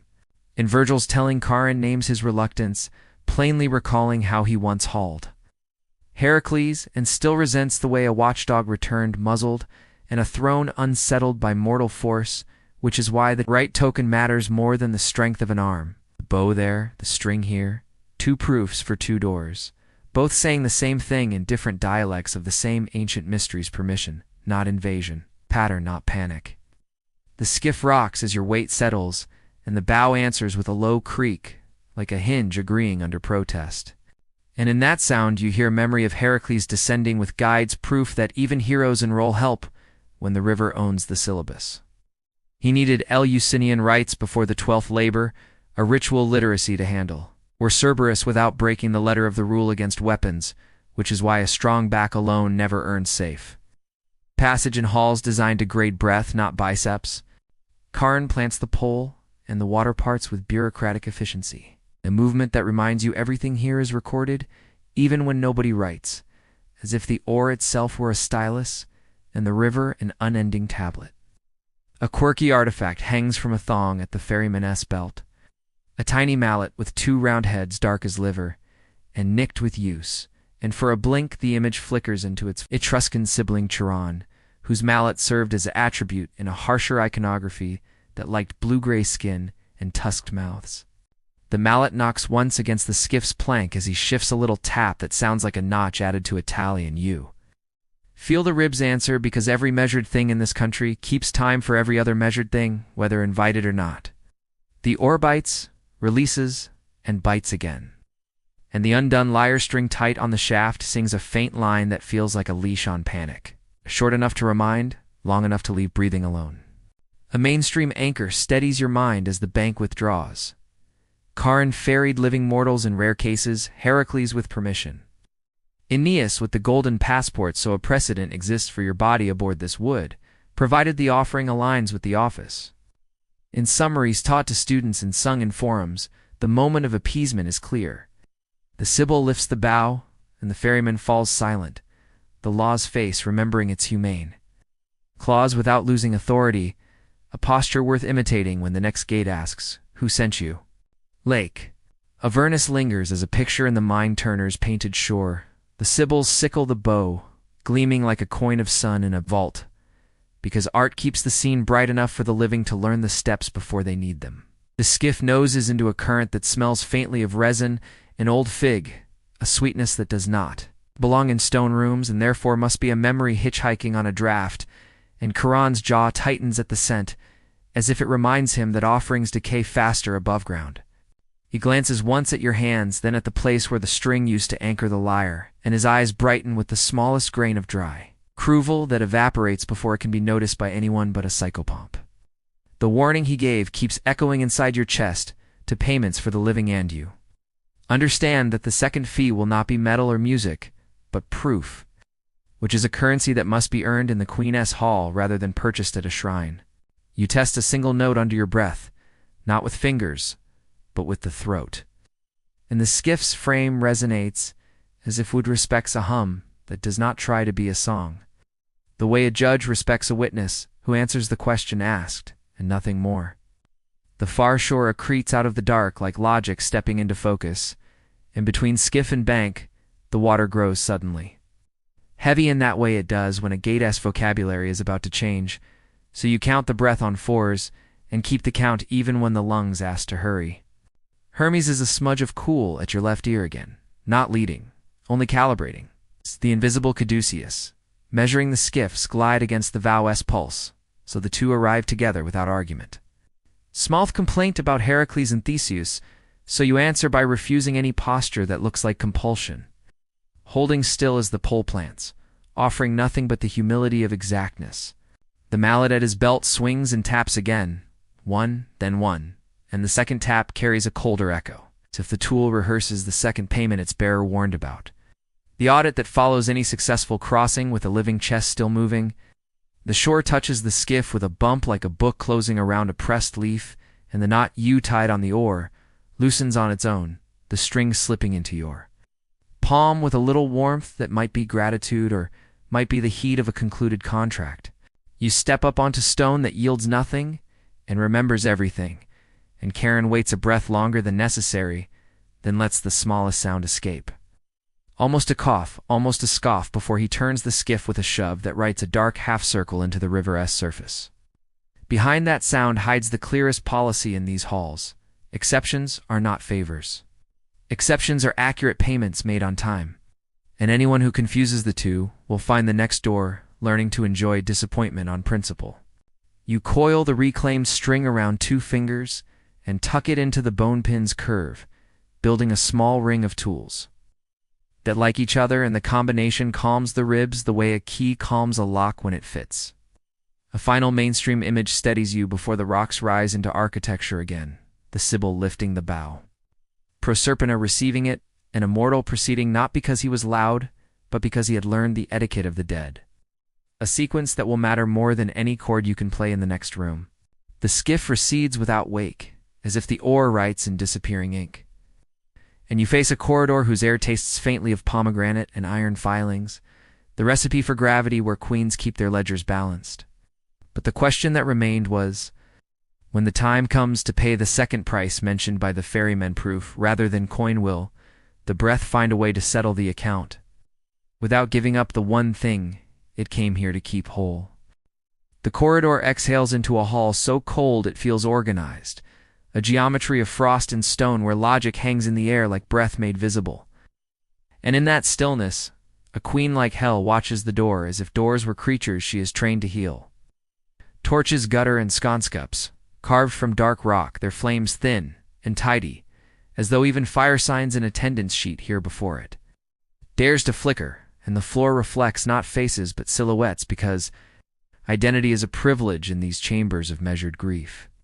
The ceiling lowers toward the throne in a slow slope that forces posture into humility without ever touching the head, and every step clicks into a groove worn by older vows that learn to walk without wasting sound. You sense Hermes at the left shoulder again, a cool pressure like a thread holding fabric along a seam. The quiet courtesy of a psychopomp who guides through posture rather than instruction. Dogs do not bark in here. Their approval or disapproval is exchanged for the softer ledger of breath. So the only rhythm left is the metronome within your ribs counting a steady for like a cautious spell.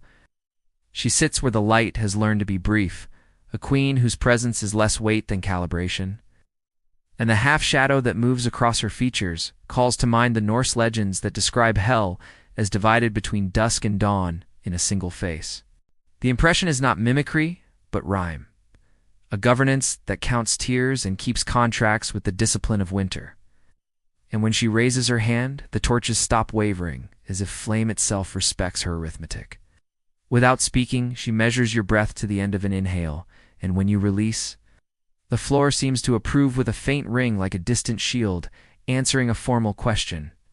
In Greek mythology, thrones below ground share jurisdiction with judges and rivers, yet Persephone's presence often humanizes the hall by making the rules conversational rather than mechanical. And the memory of her pomegranate bargain softens the edges of even this exacting chamber. Between hell's measured cool and Persephone's balanced return, the air holds 2 calendars at once, which is how deities make a single verdict feel both inevitable and alive. Who deserves a stolen dawn? She asks without a ripple, and the question lands on the flagstones like a scales dish being set down empty, ready to learn the weight of sorrow you intend to offer. The phrasing does not accuse, it audits, inviting a hero to convert longing into legible units. The way ancient mysteries turn myth into practice, when grief must be escorted across invisible borders, your mouth goes dry with the mineral taste of old iron, and the cracked lyre warms against the spine as if remembering courts where Orpheus pleaded not with volume, but with form. In the quiet after her question, the hall's frost seems to hum, a sub-breath that might be the room's way of reminding mortals that silence itself can be a rail along which petitions travel without spilling. You align your shoulders toward the throne and let breath finish its four-count before shaping any word. Because impatience is a tax collector in rooms governed by deities who catalog haste as a liability. A mainstream fact arrives to steady the tongue. In Norse accounts, hell promised Baldur's release if every creature would weep. Condition almost satisfied until one being refused, making mercy fail by a single, unfallen tear. The queen's eyes register that tale in the angle of their quiet, as if she files its arithmetic beside other precedents to see how cleanly your request aligns with older ledgers. In Greek tradition, Persephone sits in parallel with Hades to judge and to release under ritual conditions. And her own half-year returns teach the living that thresholds are contracts, not whims. Between these histories, the hall calibrates expectation. If tears are currency, they must be counted. Seasons are bargains, they must be kept. If heroes ask to bend the rule, they must show the hinge, not just the wish. You offer neither coin nor cord yet. Only an answer fashioned as inventory names spoken at the riverbank. Grief gathered in syllables, and a breath that intends to remain itself among deities who dislike theft but respect accuracy. The queen listens without tilt or blink. The posture of a ruler who has heard every shape of sorrow and prefers those that arrive measured rather than sprayed like panic. A faint scent of pomegranate moves across the floor, like a traveling candle memory of a fruit whose seeds were signatures. And for a heartbeat, the hall seems to remember fields above where grain still answers to Persephone's calendar. The air cools when you say the last name, not as refusal, but as consent to proceed to the next ledger. And the torches exhale once in a collective thread, as if the flames share an editor. On the right, a pedestal of black stone holds a bizarre artifact. A shallow bowl of clear ice that does not melt, rimmed with tiny incisions shaped like tear tracks, and steam rises from it in the cold, as if it inhaled sorrow and exhaled arithmetic. Each droplet that condenses on the rim chimes when it falls back into the bowl, a bell no bigger than a thimble, and the pitch climbs or lowers depending on whether the droplet was born of memory music or mere weather. It is not named, but it belongs in the catalog of mythological objects that do small, exacting work, the quiet devices that make judges redundant by keeping score honestly. Your hand does not reach for it because artifacts at thresholds belong to their thrones, and the queen's presence is the only instruction needed to keep curiosity obedient.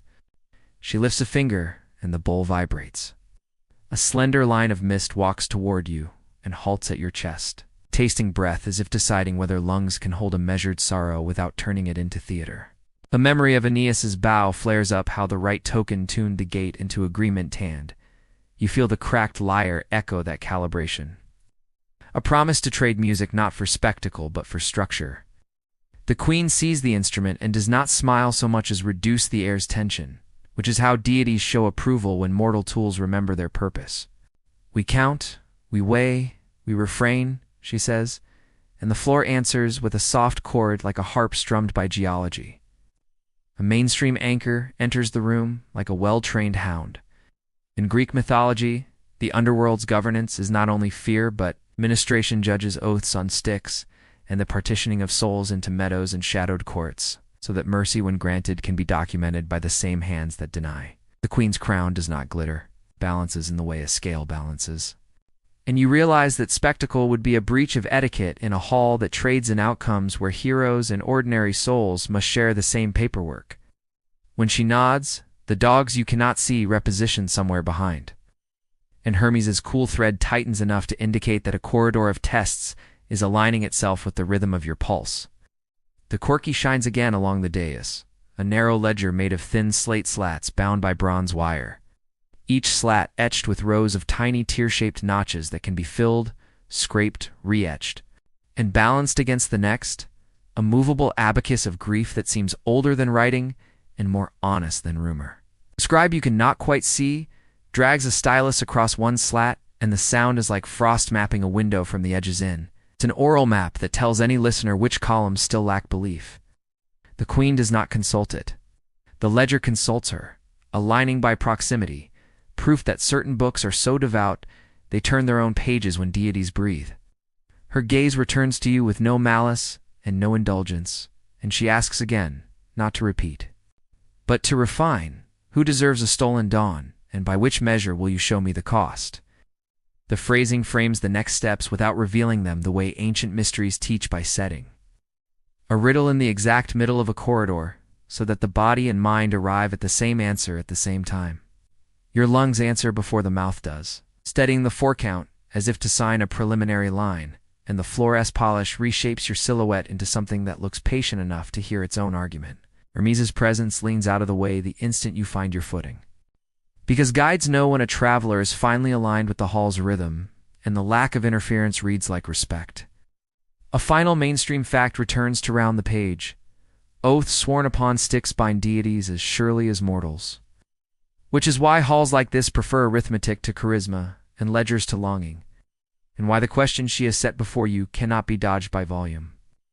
The ice bowl rings once more, a higher pitch, as if the room had inhaled and held, and even the torches narrow their flames to needles to keep the lines clean for whatever comes next. The queen's stillness becomes the stillness of a scale waiting for the first grain. And the threshold waits without fidgeting, a discipline that teaches even heroes what endurance actually means when deities watch. Ow. But the question that remained was, when asked to prove who deserves a dawn taken back from night, will the tears, the names, and the measured breath add up under this queen's gaze, or will a single uncounted drop betray the ledger, the way one dry eye once kept Balder from rising? She names the impossible the way winter names silence unhurried and total. Let every creature weep, and then the stolen dawn may be returned to the one whose name you carry like a coal inside the mouth of your vow.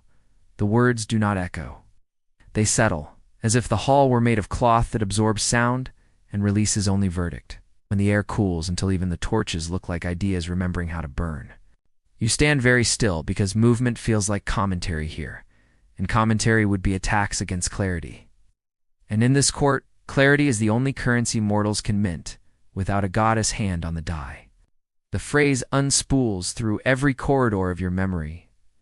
Let every creature weep ended, braided, self long ago to a Norse legend that walks with iron in its boots and arithmetic in its breath. Her mood rides again in the mind's Black Valley's 9 nights, measured against the ribs of his horse to stand before hell and ask for Balder back. And the queen's answer arrives here exactly as it did there. Bring me the weeping of the world, and I will open the hinge. Stones sobbed, trees sighed, rivers made their grief audible, but one being refused, and so a single dry eye outweighed the flood binding. Mercy to the ground, as if frost had gripped a door and instructed it to forget the meaning of the word swing. You taste iron, pomegranate, and a grit-like ground oath at the back of your throat. Because in Greek mythology, oaths bind even deities when they are sworn on sticks, and in such company conditions become laws that do not blush when they are enforced.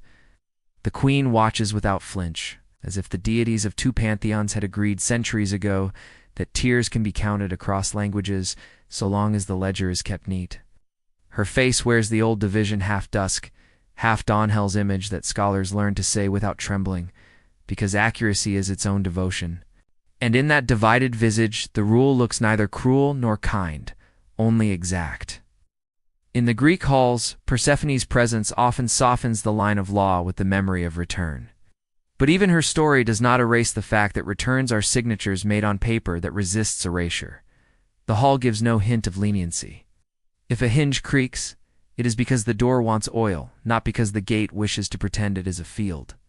The phrase repeats, "Let every creature weep," and it lives the shape of an impossible test, designed to teach trespassers of ancient mysteries that even heroes must master patience before they attempt persuasion.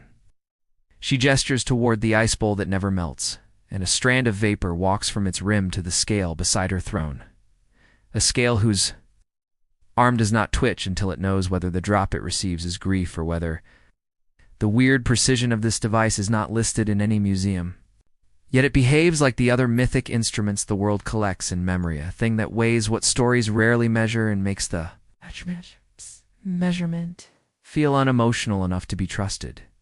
When the first bead condenses and falls, the tone it strikes is high and thin, a note that says no name carries this tier, and the queen's gaze does not follow it because she had already guessed.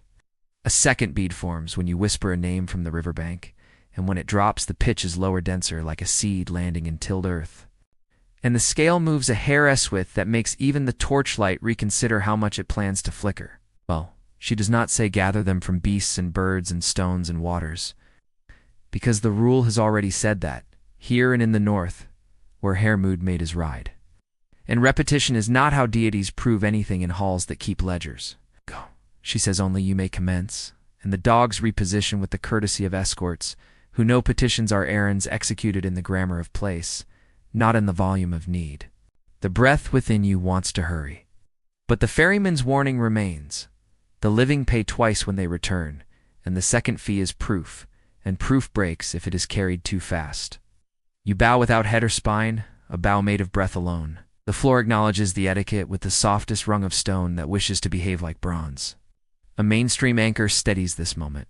In Virgil's Book of Descent, the golden bow did not conquer. It harmonized, certifying that a mortal asked within the correct pattern, which is the only music these courts recognize before they choose to listen to any other. The memory of that bow rustles across the ice bowl like a wind through reeds that have learned when to be still, and somehow the stillness makes the test feel less like a wall and more like a calculus one could survive. Persephone's tale whispers again at the edge, not to comfort, but to remind that even in return there is debt.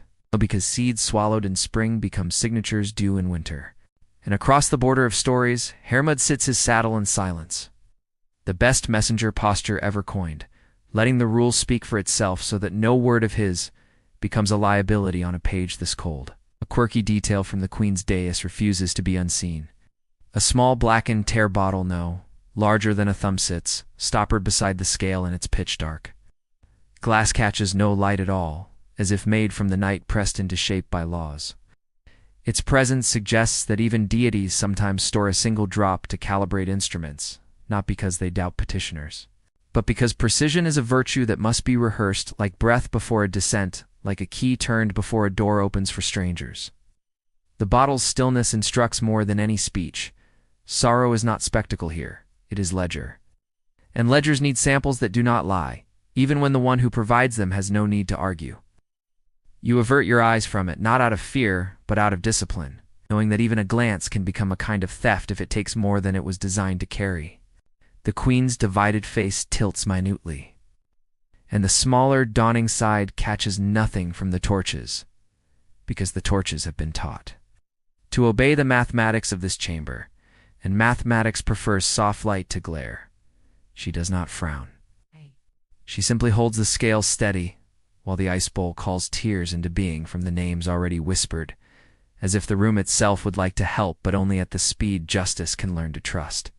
Hermes is a cool absence at your left again, a proof that guidance sometimes consists of removing pressure the instant a traveler finds the correct cadence. And the removal is as kind as any map.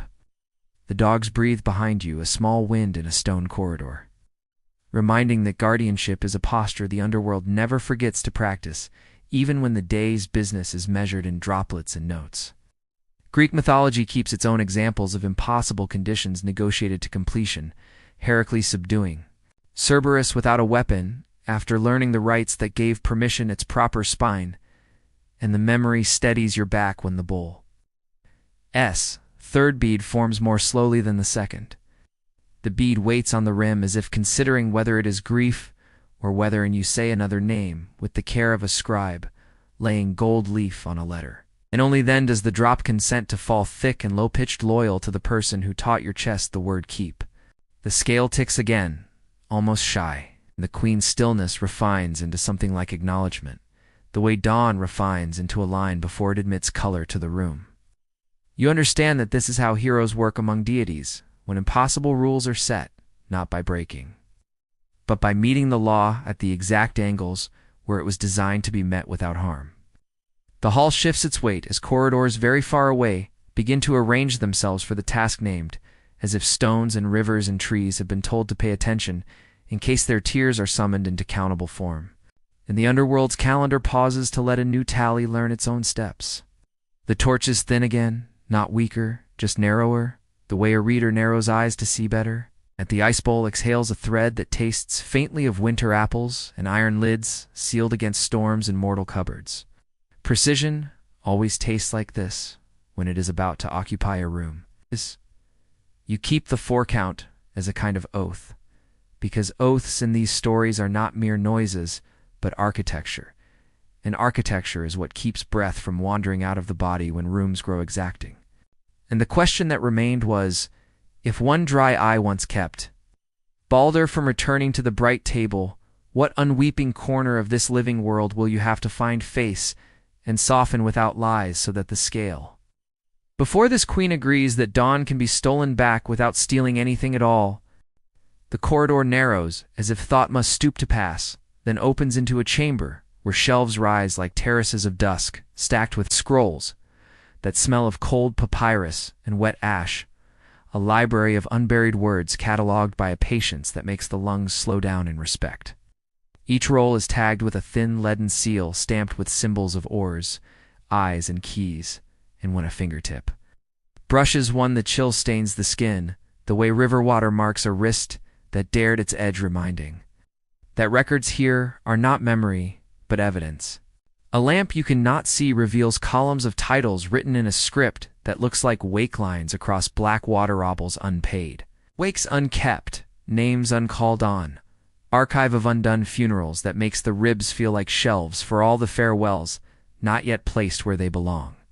From the far wall, a small draught brings a briny odor that belongs to no flame, and it carries the faintest echo of a pole's scrape, as if every document has the river written into it the way a heartbeat writes itself into a poet.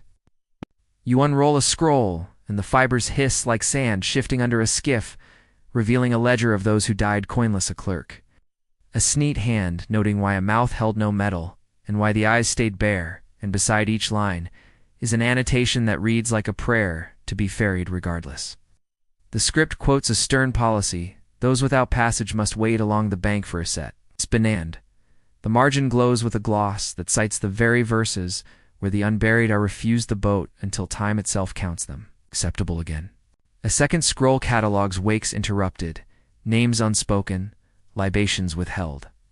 The prosaic failures of busy cities and poor houses and long winters, and the ink shines like oil on water whenever the scribe wrote the word wander. The shelves hum with an almost audible refrain that funerals are instructions, not performances, and instruction omitted creates a jurisdictional problem the rivers solve with patience rather than anger. A niche holds thin gold leaves pinned to wax like butterflies no mortal hand will ever catalogue again, their tiny letters instructing the bearer to shun Lethe and drink instead at Nimicini, after stating a formula the underworld respects as a password rather than a boast. These Orphic pieces read like field manuals for breath in a country that does not need breathing, and their presence here suggests that not every unburied word is a failure. Some are seeds that wait for the right mouth to carry them forward with discipline. You hold one at a slant until the letters burn pale in unseen light, and a line about the springs tightens the chest with recognition, because it restates what the seer implied. Memory is a currency that must be presented in the correct cup, or it will not be honored by the clerks of the dead. The leaf shivers when returned to wax, as if relieved a living pulse handled it gently. The way a messenger god prefers a scroll uncrumpled when handed in. On a lower shelf, the handwriting turns sly and familiar. It recounts a king who told Persephone his wife had failed the rites. And so permission slipped his bonds on a technicality. Even gods could not disregard a clerk's acknowledgement that ritual debts can open hinges when honest grief cannot. Sisyphus appears here not as allegory, but as case law, a precedent in the archive's logic.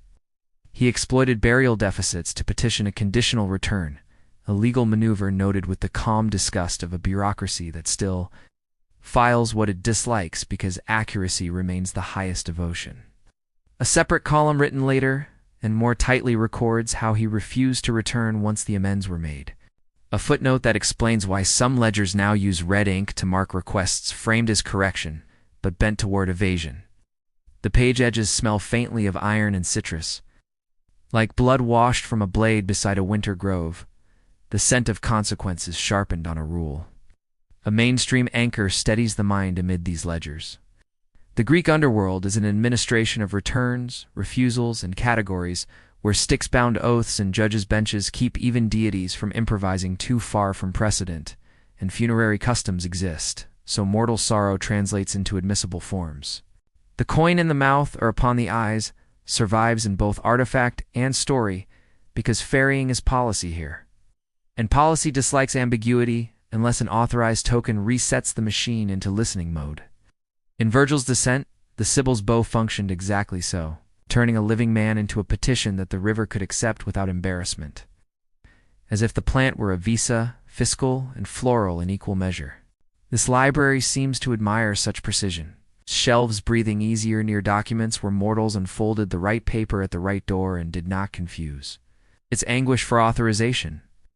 On a pedestal near the center lies a bizarre codex bound in pale matted hair, braided tight as ship rope, each lock threaded with tiny bronze keys that chime at the lightest step.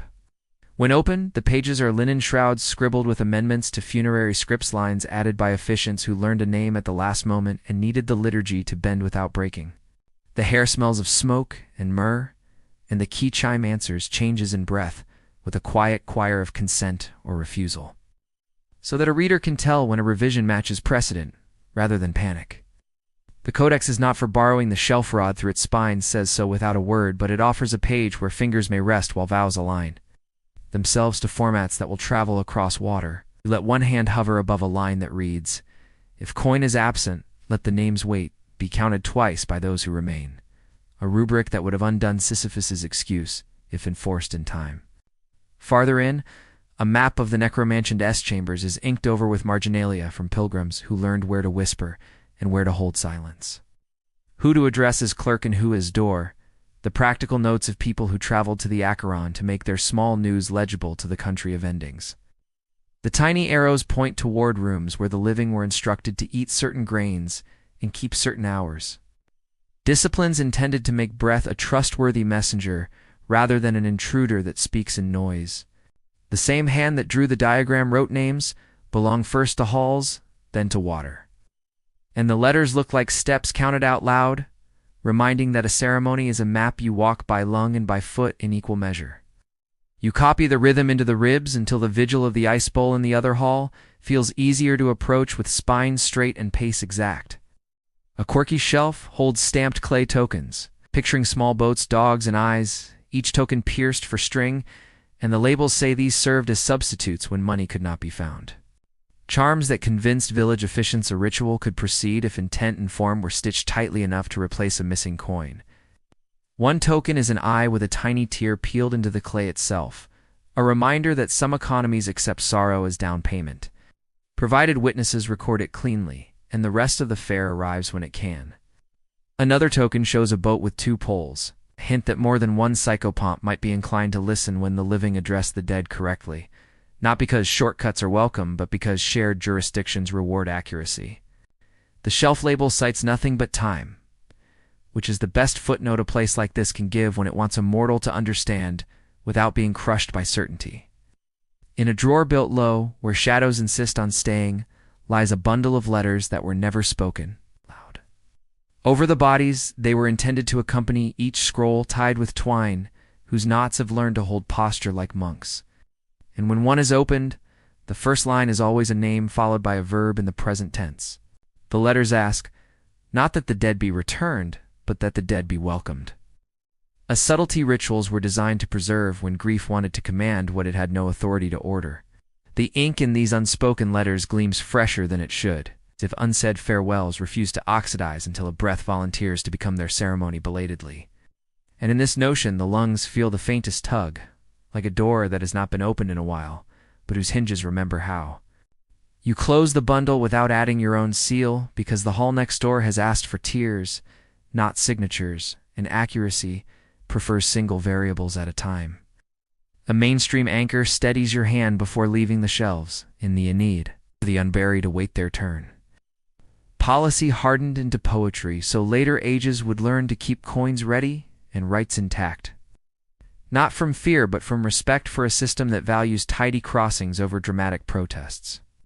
Greek underworld lore extends the logic through judges and oaths, making each dissent a matter of etiquette as much as courage. Because deities who keep ledgers dislike confusion more than they dislike audacity, disciplined by form, Orphic leaves amplify the point. Instruction travels farther than lament when gates are staffed by clerks who listen for sentences that fit the geometry of return. And the Sisyphus file, meticulously copied in several hands, underlines the single warning this room wishes to teach: a breathing visitor use ritual debt to repair, not to escape, or the mountain will learn a name and never forget it. You leave a breath behind the way readers leave a finger where they will return, then step back into the corridor with the sensation that the shelves have reshelved something in you, arranging titles tightening, catalog numbers clarifying which words belong in halls and which in the mouth. The air outside tastes cleaner, not kinder, and the stone underfoot seems to prefer the weight of a mortal who has learned to carry paper as if it were a small, obedient fire that warms rather than burns. The dogs resume their patient escort with a single pad sound, and Hermes' absence feels like approval. The mark of a guide who knows a traveler, has found the grammar of the place, and can be trusted with the next corridor of exactness. But the question that remained was, when the time comes to present proof to a queen who counts tears and remembers, Sisyphus, by page and line, can a library of unburied words be turned into a single clean sentence that opens a door without, bending the law that keeps it honest? The hall beyond the library is spare as a thought stripped to bone, and it announces its terms without a trumpet.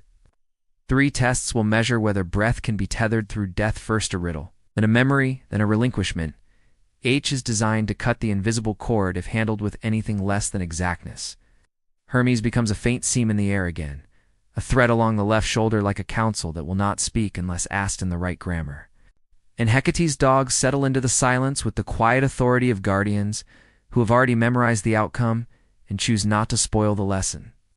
Overhead, the rock presses down like a palm, encouraging a heartbeat to keep its time, and the corridor smells of iron. Filings and cold papyrus, as if law and language were ground together to make the powder the tests will use to dust for fingerprints. The floor tilts minutely the way a scale does when it is empty but eager to work. And the ice bowl, distant bell in the Queen Hall, chimes a reminder that tears will be counted later, not now. At the first threshold, a figure rises from the stone with a woman's calm face, a lion's body, and wings that do not beat so much as articulate a question. And the air tightens, because Greek mythology has taught all listeners what it means when a sphinx attends a door.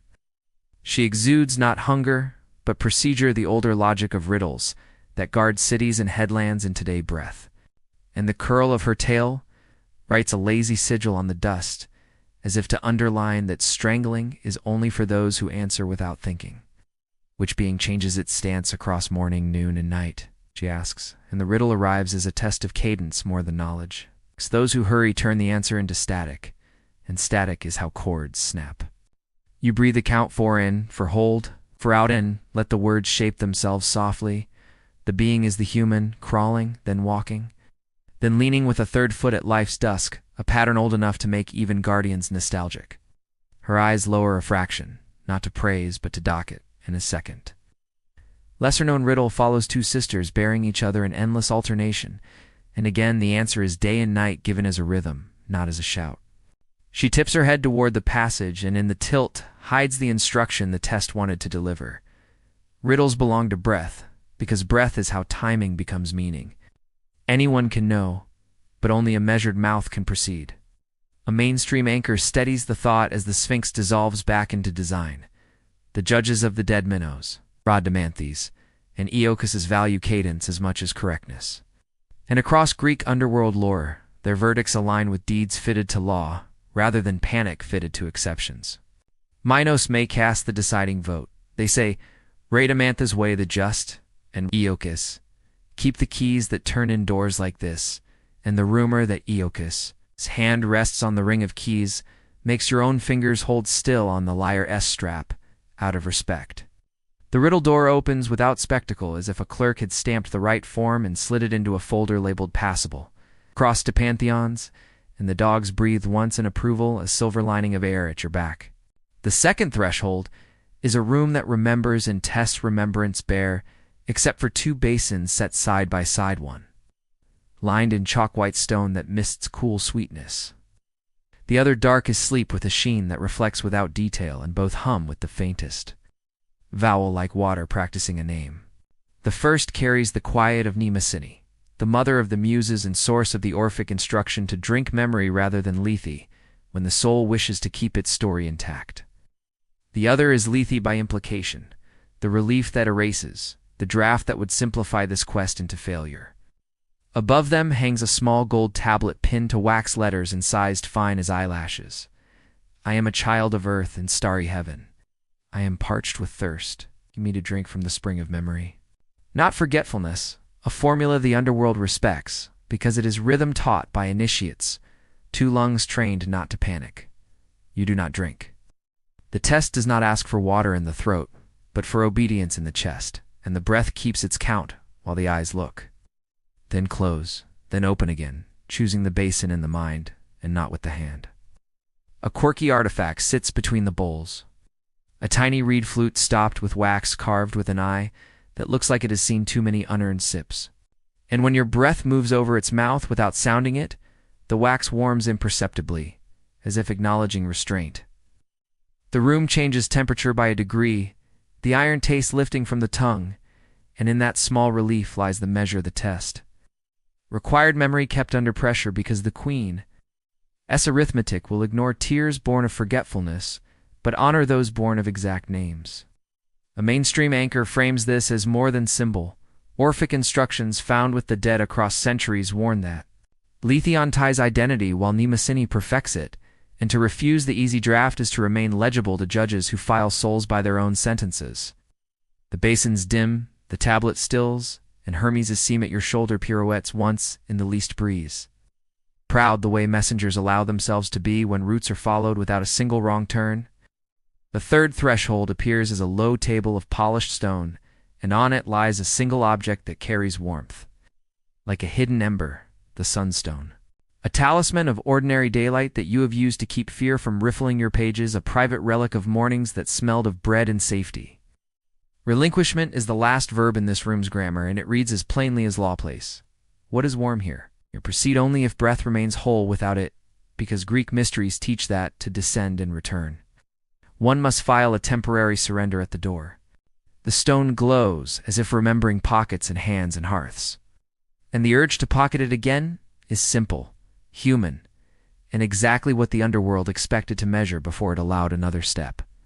You lay the talisman down, and a breeze that cannot fit in a closed room moves across the table, turning the warmth into a quiet white that the stone keeps without burning, like a hearth learning to be a page.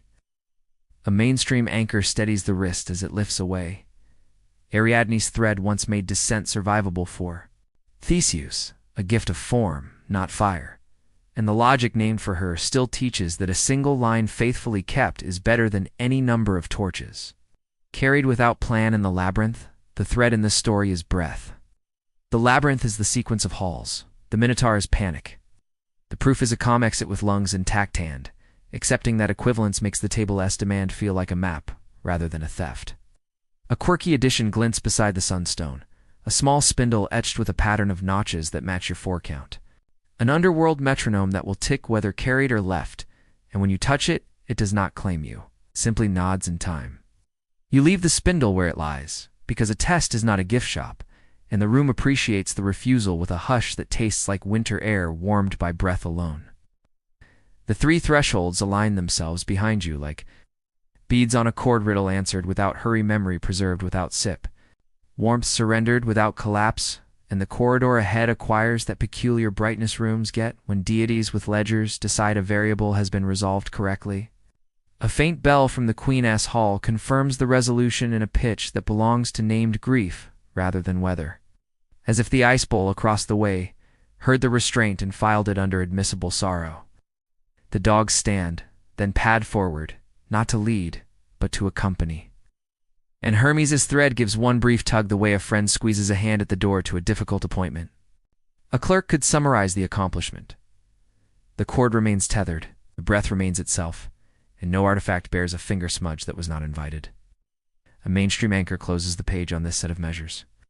Minos, Rhadamanthus, and Iolcus keep the underworld's doors credible by expecting mortals to master tempo, remembrance, and restraint before petitioning for any bending of dawn.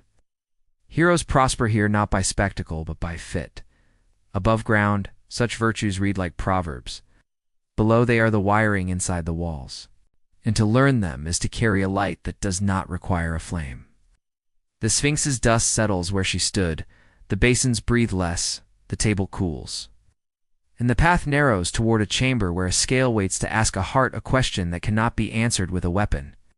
But the question that remained was, now that the cord has held through riddle memory and the letting go of warmth, what will the next room ask that could make the breath doubt itself enough to wobble, and will Ariadne's quiet logic still be strong when the test touches the part of the chest that speaks without words? The chamber narrows again, then opens into a room so quiet the air seems to fold itself into prayer. And at its center stands a scale whose beam gleams like frostbitten gold, each pan blank as a held breath waiting for a sentence to choose a shape.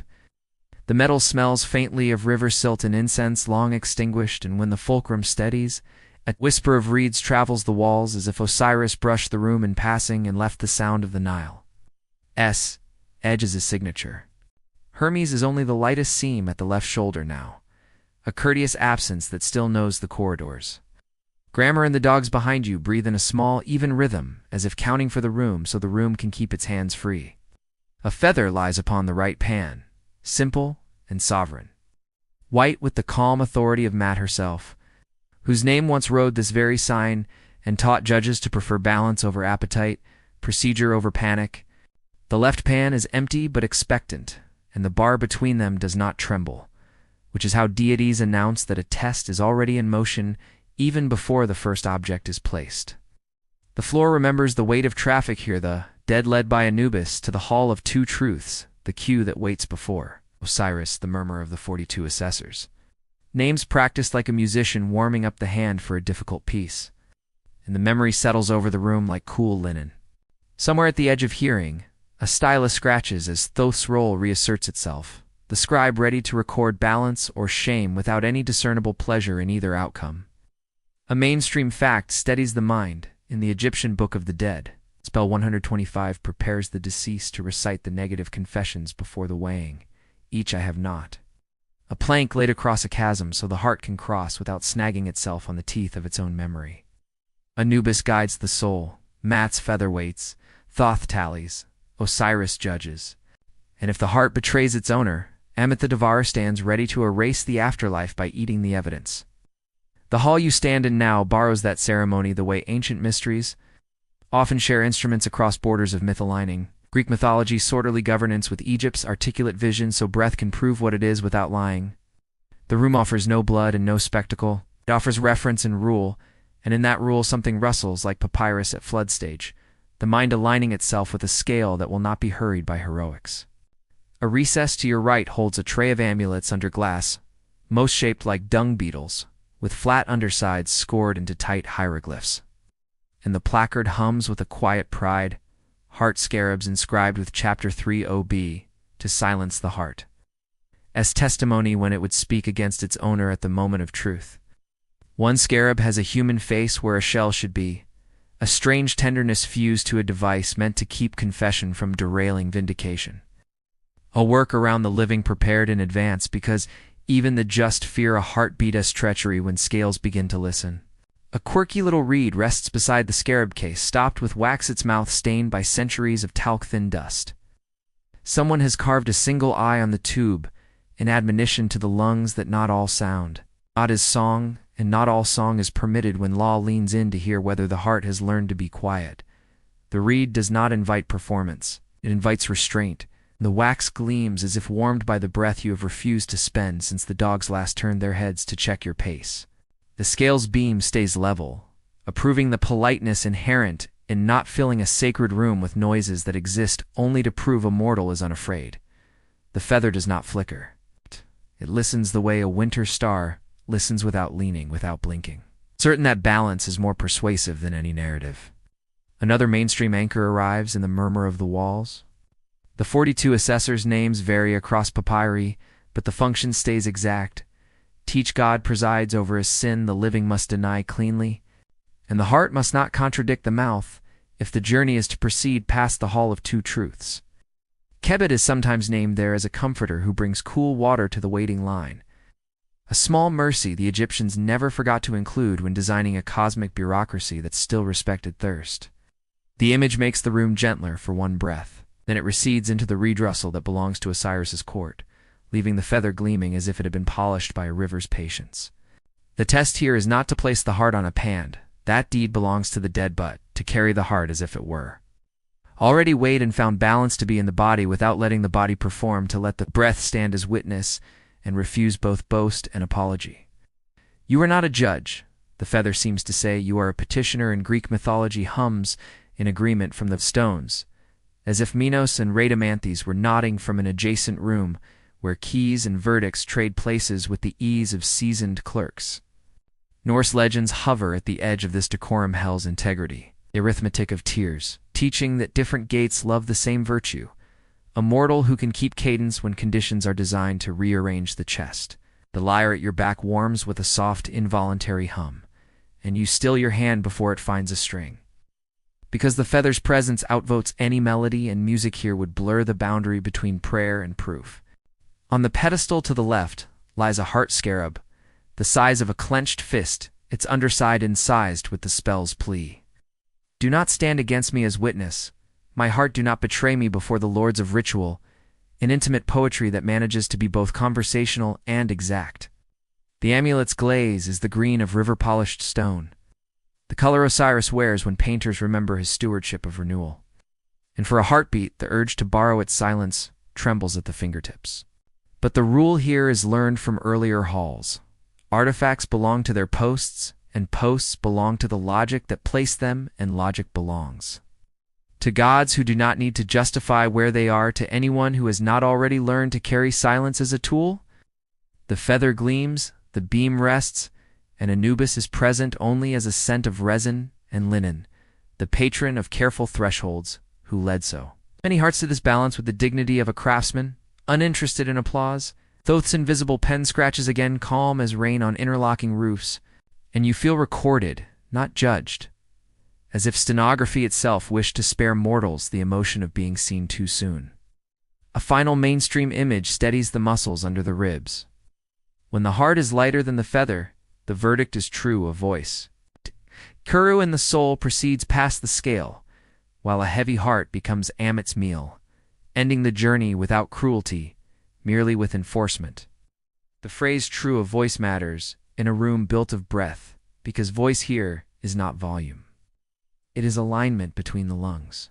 And the law, the same alignment Greek mysteries cultivate before descent and ascent are permitted. The reed rustle drifts again. Osiris is hushed like wet wind through papyrus. And you answer by keeping the chest easy, the shoulders unlifted, the mouth unstressed, because every muscle here can be read as a clause, and every clause can tilt the beam. A bizarre device, you almost miss tick-ticks from within the scale S-pillar. A tiny counterweight dial stamped with a baboon, the animal of Thoth, turns, as if verifying barometric honesty. A metered skepticism meant to catch theater and file it under weather instead of justice. The dial's tiny hand wavers when the lyre hums, then steadies when you quiet it. And the moment codifies itself as instruction a clerk could love. Leave music to halls that requested it.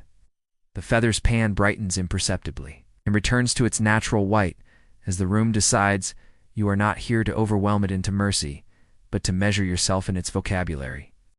Greek mythology stitches itself into the room, again judges keys.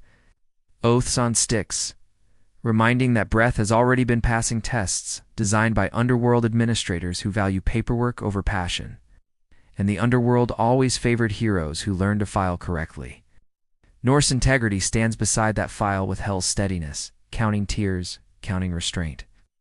Proving that the ancient world conducted its hardest business with scales and ledgers rather than torches and proclamations.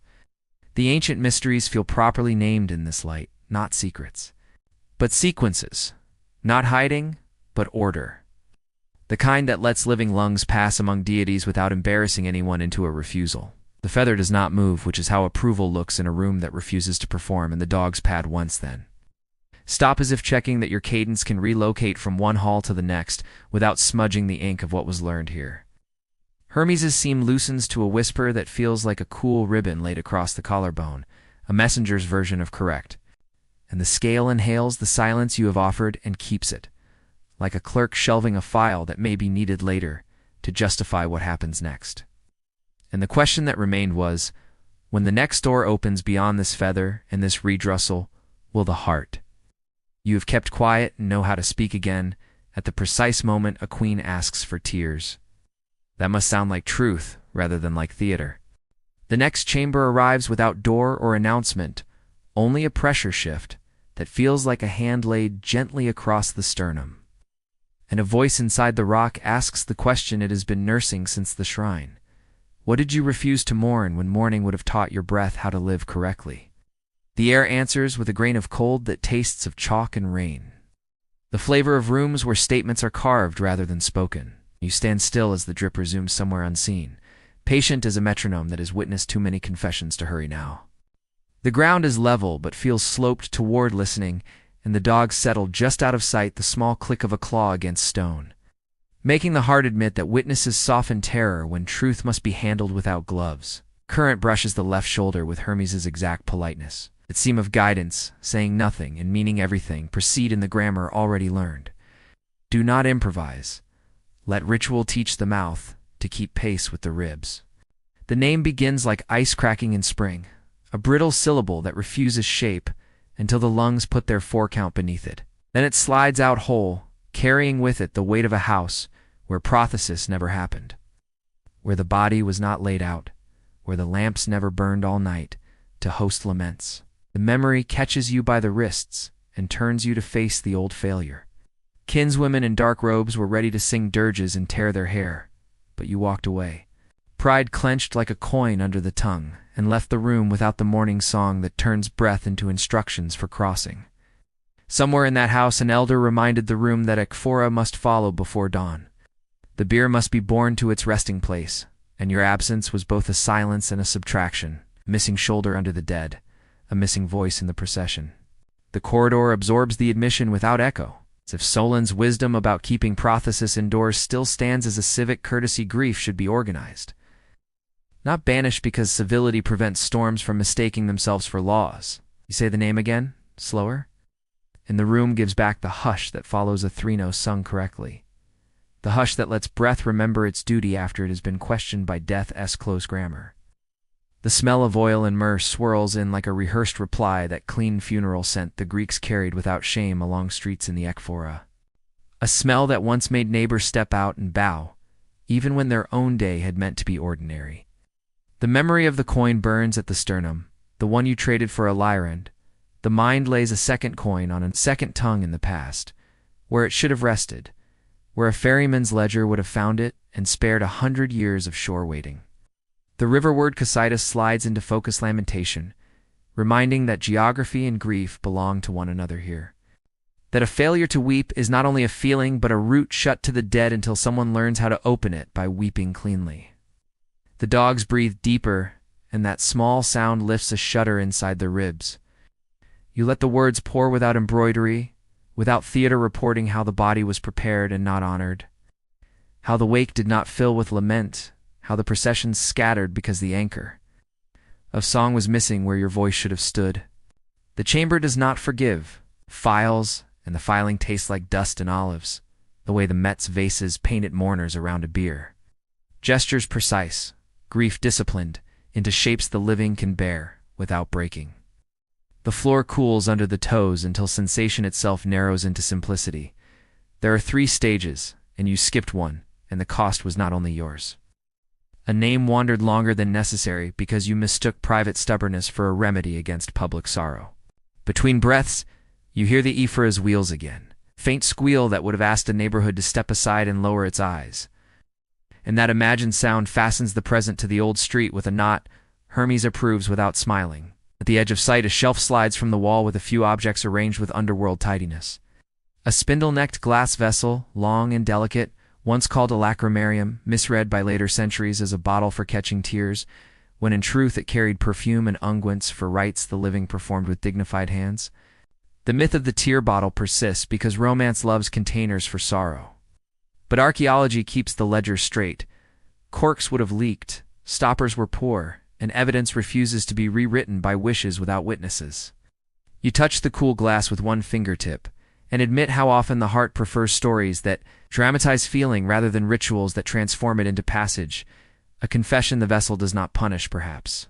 Accuracy, once learned, forgives ignorance it has replaced.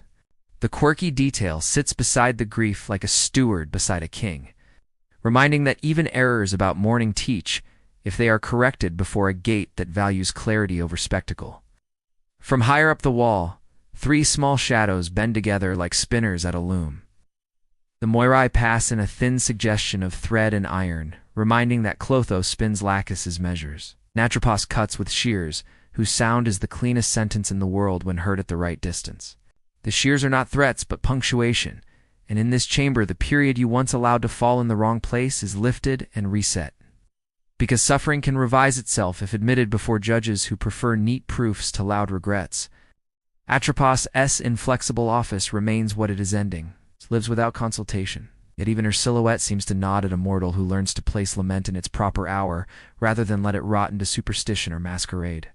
You speak the name a 3rd time, and the syllables finally carry like a lantern trimmed correctly, so it will not smoke the ceiling of a low room where dignity lives in small, consistent choices. A mainstream anchor calms the throat as it continues. Greek funerary practice was threefold: prothesis, ekphora, interment, or cremation. With commemorative feast sand art from the geometric period onward formalized the scenes into a memory palace. The living could walk even when grief wanted to turn every corner into a wall. Modern summaries still teach the sequence as if it were a path down and back, and in teaching it, they keep us from believing that improvisation at the graveside is ever kindness. It is so often only panic. The city of the dead has always been a place of administrators and artists working together. At speed, and to honor that partnership, is to place a name exactly where it belongs on the day it needs to be placed, then let the river do its part. You accept that the missed day cannot be restored, but the ritual's knowledge can still be learned. And learning is a kind of payment the underworld respects when metal and time are insufficient. The chamber asks for the name one last time, not to be cruel, but to hammer the nail home without bending it in you. Give it with the steadiness prothesis demands, without apology, without ornament, allowing the lungs to hold silence, after as if keeping vigil in the old house at last. Somewhere beyond, a faint administrative bell answers in the pitch of admissible sorrow. And you know the ice bowl in the Queen-S Hall has heard and accepted the droplet it was waiting for from your past, because precision always tastes a little like winter when it arrives. The dogs rise and resettle closer now, a warmth at the calves that feels like permission rather than comfort, and Hermes' seam thins to something lighter than air, a guide's bow to a traveler who has learned not to hurry where clocks have teeth. Behind the ribs, the coin you no longer carry is replaced by sequence, and sequence is heavier and more honest, the kind of weight deities trust, because it will not roll away if the boat rocks. A final quirky object waits on a bracket, a tiny bronze relief of Atropos. Shears bound shut by a thread tied in a careful bound sense, as magic but perfect as pedagogy, reminding the living that the only strands they can bind are their own habits, not their allotted ends. You do not pocket it, you bow to it instead, and the bronze seems to approve of reverence that takes nothing for itself, while taking everything it needs, in the form of understanding.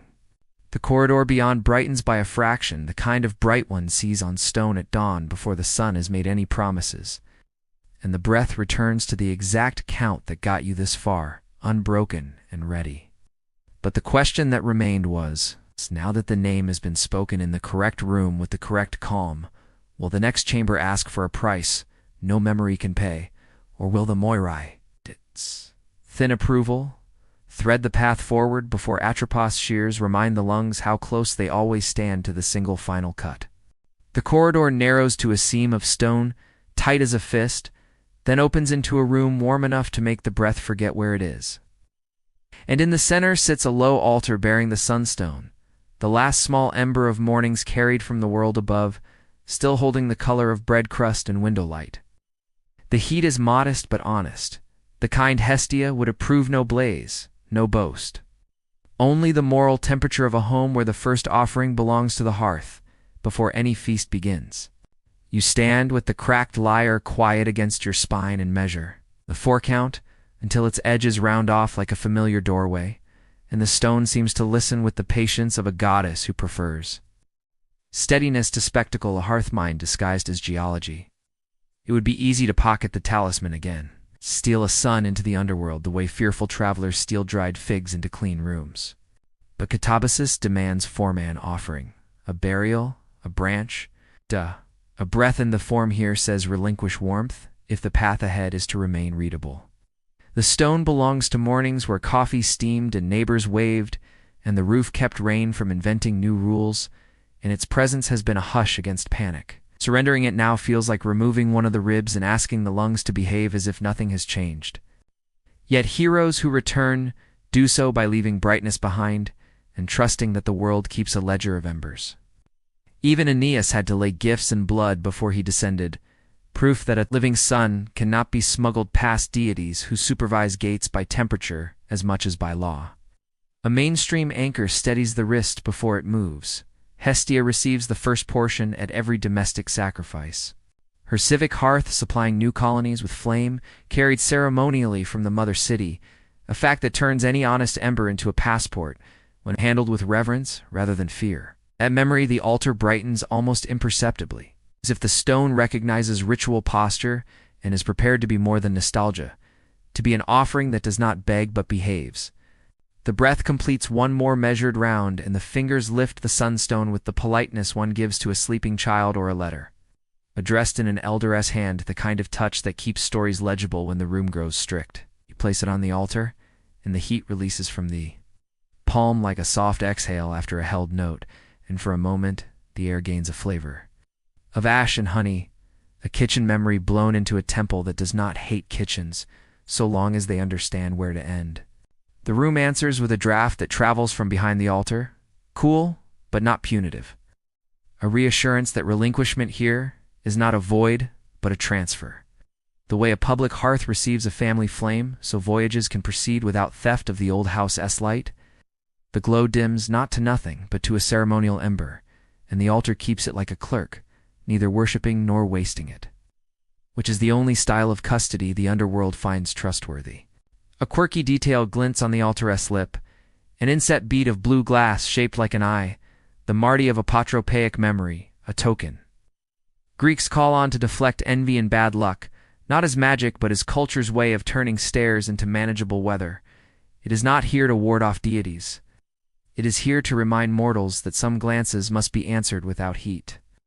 And the sunstone's dimming feels exactly like that answer, cooling that refuses hostility while keeping shape. The bead seems to watch the stone until the ember steadies, then stops watching as if to teach that guardianship has an exit as well as an entry.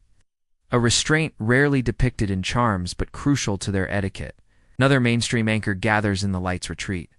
Helios drives the sun each day from east to west, then sails in a golden cup through night's waters back to the dawn, a cycle, old as the first maps, which means true light knows how to leave and return without being hoarded. The stone on the altar becomes a miniature of that practice set down for the night voyage, trusted to complete its circle no mortal hand.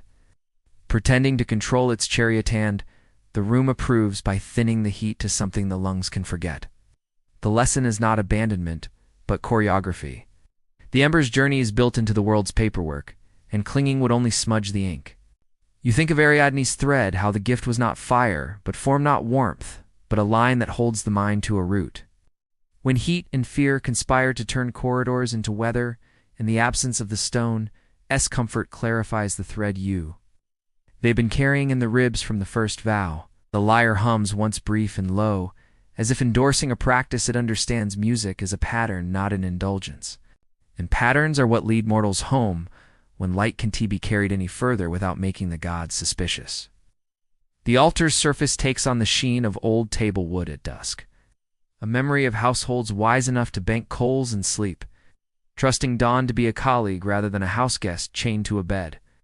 A small niche opens above the altar and displays an impossible toy, a thumbnail chariot of gold with 4 horses no larger than gnats, and within it a seed of sunstone that moves a hair's breadth westward if one stares long enough, a nod to Helios that is more lesson than idle. The chariot's wheels carry stamped rays that feel warm to the touch despite their size, and a barely audible click marks each minute, a friendly metronome reminding that cycles are agreements, not possessions. You do not take it. Only a fool pockets models of the sky, and the niche closes on its own when you lower your hand, filing your restraint into the day's minute book.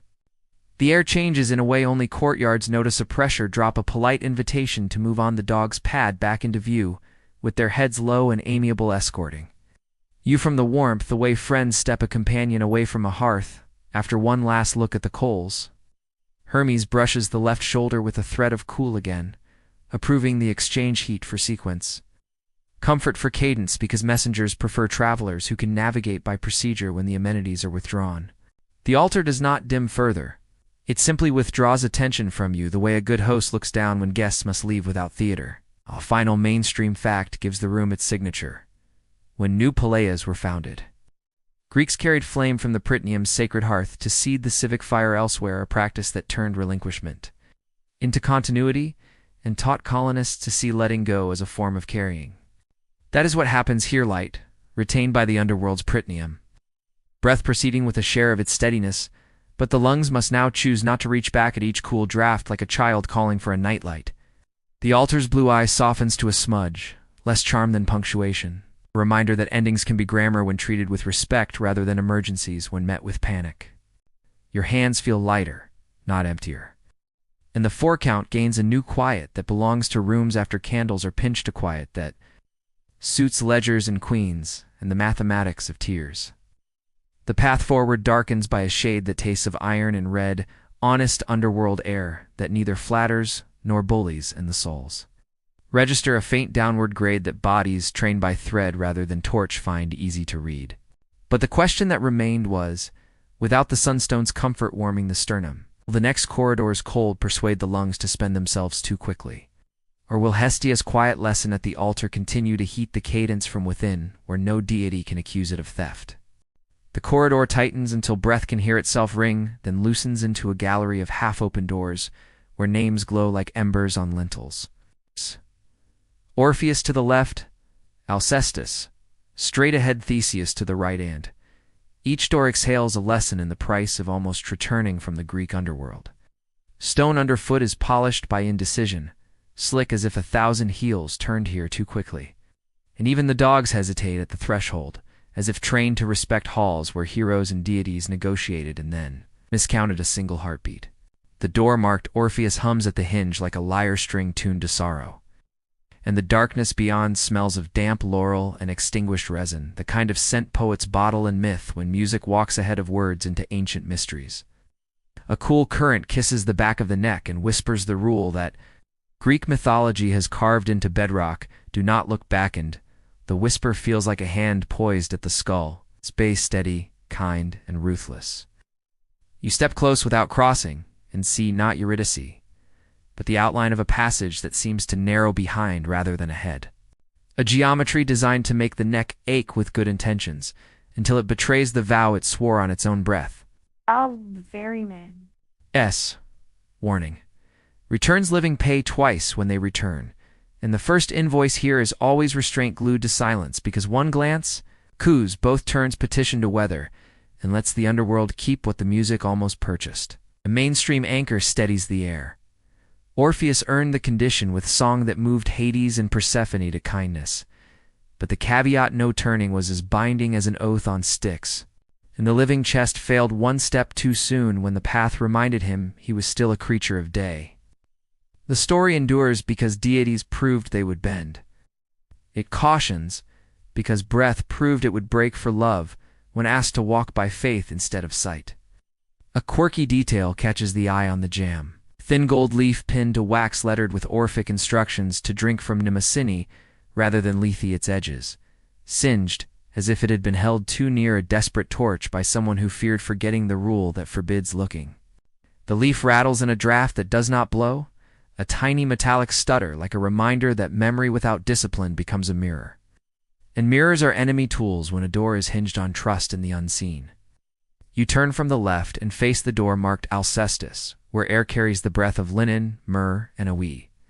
Thresholds cold the perfume of a choice that put one life where another should have ended, and ask Greek mythology to find a humane loophole. The darkness beyond is not empty. It is furnished with the shape of a bed and the weight of a promise. Because a wife's substitution for a king's fate was the kind of arithmetic deities allow mortals to attempt only once. Heracles lives in this doorway like a storm that learned to speak softly. His legend humming along the lintel, because he wrestled Thanatos at the grave and won back daylight for the household of Admetos when hospitality had bought his strength in a night of masks and wine. Euripides set the scene near the tomb, which is to say at the very lip of policy, and the reversal stands as a precedent that the underworld remembers without blushing. Mercy can be muscle when the measure is clean and the guest honors the house. A mainstream fact pins the lesson neatly. Alcestis's return is one of the rare ancient stories where death is defeated without a trick of words and without celestial bribery, but the win belongs to form hospitality, repaid strength lent to the weak, not to cleverness, aimed at humiliating the natural grammar of endings. The room hums with that difference, savoring it the way a judge savors a well-argued brief that keeps law intact while rescuing a single name from disproportion. Something small gleams on the sill, a heart-shaped amulet etched with the faint outline of a lion skin, absurd and tender, like a child's charm left on a bier. And when a fingertip touches it, the metal feels warm, as if it remembers a wrist and a door held open with a shoulder. This is the corridor's only warmth, and it makes the breath stand taller instead of softer. A distinction that matters when petitioners think comfort is the same as permission in rooms built by deities to resist both. The door on the right bears the name. Theseus in the air beyond has the chalky taste of a courtroom and the adhesive patience of a trap, because the story here remembers a chair that will not. Release the sitter who presumed on Hades' hospitality without invitation. The rumor is specific in Greek mythology. In his attempt to take Persephone for Pirithers, Theseus became stuck to a seat, call it the chair of forgetfulness, or of no return, and learned that cleverness without warrant is merely appetite disguised as plan. Heracles appears at this doorway too, but as rescuer rather than petitioner, his hand freeing. Theseus, while the ground refused to give Pirithers back, a split decision that reads like case law scratched into the rock where everyone can see the difference between trespass and salvage. The air here weighs the thigh bones as if the chair still keeps sample impressions of those it held. And stepping across for curiosity's sake feels like lending the underworld a signature it is not yet asked to collect. A mainstream anchor steadies the mind amid these penalties. Greek katabasis is never tourism. It is contract, and contracts carry clauses that test the breath's willingness to obey timing. Jurisdiction and restraint, even when corridors offer shortcuts shaped like doors already half open. What looks ajar is only procedural politeness. Doors never slam here, but thresholds do not forgive self-dispatch. And the underworld favors heroes who ask within the form or who are sent by a ritual that can be stamped and filed. You stand in the center, equal distance from each exit that is not yours, and count to 4 slowly until the desire to prove something loosens its grip on the neck, the tongue, the heel, because almost return is an appetite that mimics courage when the lungs are tired. The dogs relax by inches, and Hermes' seam brushes the left shoulder once. The messenger's way of saying that the map remains the map, even when side doors speak fluent flattery. A quirky plaque riveted to the wall between Orpheus and Theseus shows a thread and a noose sharing a single knot. With a caption too faint to read, a craftsman-esque joke reminding that Ariadne's gift saves the obedient and strangles the overeager with equal elegance. The bronze knot feels cool and perfectly balanced under the fingertips, a small artifact that belongs to no single pantheon but talks. The grammar of all gates, lines are mercies, loops are traps, and both are made of the same material. From Orpheus's door comes a sound like a turned head catching a lover's name. Alcestis. A breath half held before a hand releases another hand. From Theseus's, a faint adhesive sigh like wax, softening under a candle's drip, and each sound proposes a different price.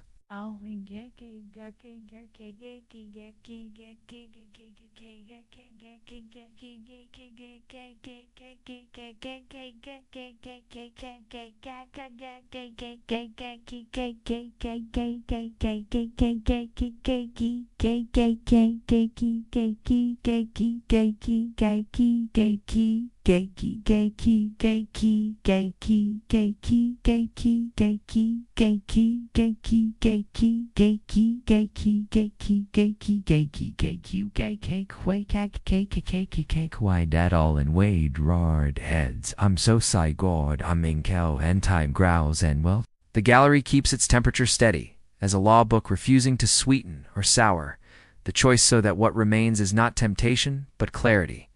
Proceed by the corridor that summoned you, not by the one that flatters you. A mainstream fact pins the page one last time. Greek judges Minos, Rhadamanthes. You're not proctored these doors, but their logic saturates the hinges, because underworld order is a climate more than a person. And climate turns mistakes into furniture that outlives the heroes who made them. To choose any of the three would be to relitigate a precedent already settled in case law and song. And the underworld does not rehear petitions decided by the joint will of story and scale. You step back from all three and let the breath claim the center again. Letting the cracked lyre rest silent, so the lungs can be the only metronome in the room, because music rescued and betrayed, muscle rescued and restrained. Cleverness nearly rescued, and then glued itself down. The corridor ahead darkens by a shade that tastes of iron and river, which is how the underworld says correct without damaging a mortal's modesty with praise. At the threshold of the true path, a final quirky relic hangs, where only a cautious hand would notice it. A tiny iron hook, cold and clean. Labeled in a crabbed script for turning back coats, not heads, a custodian's joke that doubles as doctrine in a country where posture is policy. The hook refuses to warm under touch, which is a mercy, because warmth invites souvenirs, and souvenirs invite new doors, and new doors are the quickest route to old punishments. You pass the hook and leave the gallery of almost returns behind, hearing just once the palest echo of a woman's footfall and the faintest creak of a chair that will not pardon a name. And you walk without turning because breath intends to stay itself all the way out and all the way back. But the question that remained was, when the next chamber asks for proof that is not precedent but invention, will the lungs keep the vow as steadily as they refused, the three ajar doors that promised an easier story than the one the underworld intends to write with you? The corridor exhales a slow winter and reveals a pedestal where an hourglass stands like a throat, its waist narrow as a promise. Ow. And the sand inside does not fall so much as breathe, exhaling in small frosts that purl along the inner glass before dissolving back into measured descent. With each inhalation, the grains lift against gravity as if time itself were a lung that can hold or gasp, and when they settle, they whisper like reeds along a river that will not admit a splash louder than policy allows. The dogs halt at the room's lip and watch without a sound, their patience adjusting to this strange barometer, while Hermes becomes a cool seam at the left shoulder again, a messenger satisfied to guide by pressure alone when deities have arranged a demonstration rather than a debate. The glass is frosted at its navel, where breath condenses into a ring that appears and fades in regular pulses, as if the gallery were timing the lungs by a device that learned to sigh before it learned to pour. Closer, the sand shows its odd pedigree. Many grains bear tiny stamps like shield bosses, echoes of the field of echoing bronze you crossed. And when a breath is held, their ascent stops exactly as a rank of disciplined shields would, obedient to cadence rather than to urge. On the pedestal's edge, a small plaque in a crabbed script names the piece with dry humor Kronos, toy. Kairos trappend, the letters seem to smirk at the living habit of confusing steady time with the opportune instant. A mainstream anchor clarifies the joke before panic can exploit it. In Greek myth and later philosophy, Kronos personifies sequential time, the measured passage that turns the zodiac wheel of fun, confused with the Dighton Kronos, while Kairos is the young, elusive moment, the chance to seize, as he approaches by a single forelock. Mosaic and Orphic traditions paint Kronos as primordial, sometimes serpentine with 3 heads circling the world egg beside an ankh. A cosmology that makes the hourglass here feel like a polite echo of creation rather than a new law. The glass exhales again, and a fine rime forms on the inner surface like breath on winter windows, then vanishes, and the sound is so soft it could be mistaken for memory, unless one has learned to listen for the mathematics of breath in rooms designed by clerks of fate. A quirky feature sits in the frame. A crescent of steel engraved with a single hair curving forward. The sculptor S. wink toward Kairos, whose portrait in late texts includes a forelock to grasp and a shaved back of the head that cannot be seized once the moment has passed. The crescent's edge is cold, even in this calm, a blade that refuses sentiment, and it seems to measure how long you can wait before touching anything, as if patience were the only admissible payment in a room that breathes in units, not in stories. The pedestals would smell faintly of resin and iron, scent that hangs at gates where petitions test their own cadence before a queen wastes her attention on them.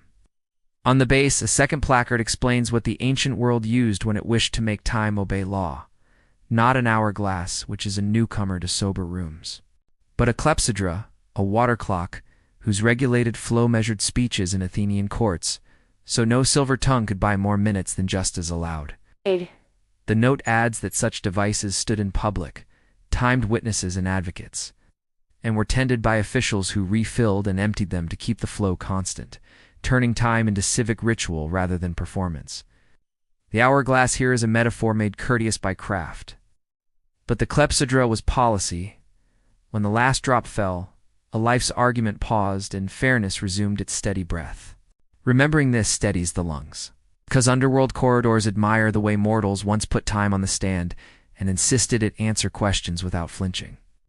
The sand resumes its fall, each grain's shield stamp catching stray light, and the exhale becomes a low hiss that sounds like cold pines rubbed by wind, the same pitch heard near Hellas' domain, when stones admit how long they held a name without complaining. A mainstream detail about Kronos returns with new edges. He is depicted turning the zodiac or circling the egg, sometimes merged with Ion, eternity personified, which makes this turning glass feel properly humble, a domestic stand-in for cycles far too large for hands. Even so, the quirk at the rim Kairos's crescent insists that amidst these cycles a single instant matters, and that mortals must learn to see the forelock and catch it once, with discipline, rather than claw after it with panic. Hermes' seam cools the shoulder as if to say that messengers move inside Kronos, but pounce at Kairos, and a step taken too late is a step the underworld files as noise. You test the room by changing your breath mid-count, lengthening the hold by 1 beat, and the sand answers by lingering at the waist a moment longer, as if time politely agreed to share choreography with a traveler who will not abuse the privilege. The next exhale frosts a precise ring, then clears, and a thin click sounds within the frame like a tiny verdict. Ability to hold is noted, ability to hurry is not welcome ability. To keep both within law is rare enough to merit a line in the ledger. On the pedestal's rear, you find a third tag with a Norse whisper, Svalin the shield before the sun keeps the world from burning. It is not here, but the minute frost on this glass honors the same principle. Measured distance between heat and time is mercy. The dogs shift their weight with a sound like a small oath kept in the gallery. Air admits a cooler draft, as if granting permission to carry one more piece of quiet into the Queen-S accounting hall. A mainstream anchor folds the lesson cleanly. In Greek thought, 2 times coexist Kronos, the quantity, and Kairos, the quality, and katabasis belongs to both. For sequences must be obeyed, while moments must be recognized and seized exactly once without reconsideration. The hourglass that breathes teaches the first by falling and the second by pausing. The clepsydra on the placard teaches that society survives when time disciplines speech as much as speech disciplines time. A city that times its arguments is a city the underworld respects, because ledgers and scales prefer rituals that run on water and breath to rehearsals that run on rumor. Beyond this, the room refuses to flatter, letting the sand resume without drama. The way dawn resumes after Helios completes his night crossing in the golden cup, no mortal will ever touch. Bizarre feature you nearly miss hangs under the waist. A pinhole valve that opens only when the room is perfectly silent. The instant a whisper escapes, it shuts, and the sand pauses as if offended. An artifact calibrated to reward the exact hush the feathers hall required. Once, for 2 heartbeats, the grains lift as a single lung and hover, then fall. Granting the smallest badge a corridor can give a mortal, the rhythm has been learned well enough to modulate time without breaking it. The crescent's edge warms by a fraction, not to invite touch, but to show that recognizing opportunity is a thermal event felt, not grab. The warmth fades the moment greed thinks it can keep it. The plaque's final line, almost rubbed away, reads, "Return your breath on time," which is both a joke and a law, and the glass fogs once more, as if laughing with closed lips. A mainstream footnote rounds the scene: the water clock. Fairness, in Athenian courts, made time an ally of justice, and the underworld has always collected such practices with quiet pride, not because they flatter deities, but because they reduce the number of appeals filed by panic. Kronos, Ion, and the zodiac wheel remain too large for mortals. But the forelock of Kairos can be recognized by anyone who learns to breathe in 4s and hold in 1, provided the hold is offered, not demanded. The hourglass inhales once exhales snow, and your ribs answer with the same. Keeping the cadence the queen's ice bowl can weigh in the ferryman's warning can respect without issuing a second bill, too costly to pay. Hermes' seam loosens, the dogs step back, and the room's frost clears from the glass, as if pleased to have taught something that cannot be taught in sunlight without looking sentimental. And the pedestal turns imperceptibly so, the waist points toward the next corridor like a compass. You leave without touching the crescent or the frame, and the sand continues to fall, whether watched or not. Which is the only holy habit mortals can afford to copy when walking under ceilings that belong to scales. But the question that remained was, when the moment comes to seize the single forelock that will make breath return whole, will the lungs recognize? Kairos inside Kronos without looking back for proof, and thus miss the grip that never offers itself twice. You enter a chamber shaped like a crossroads laid flat, for corridors meeting under a ceiling low enough to keep voices honest. And the air feels negotiated rather than empty, as if heroes and deities had already argued here about what counts as living and what counts as returned. A cool seam presses the left shoulder, the way a ribbon does when a letter is sealed, and Hermes stands where 2 paths kiss, not fully seen but unmistakable by presence alone. Posture of a psychopomp who prefers borders to thrones and accuracy to spectacle. Across from him, a raven settles on a basalt post.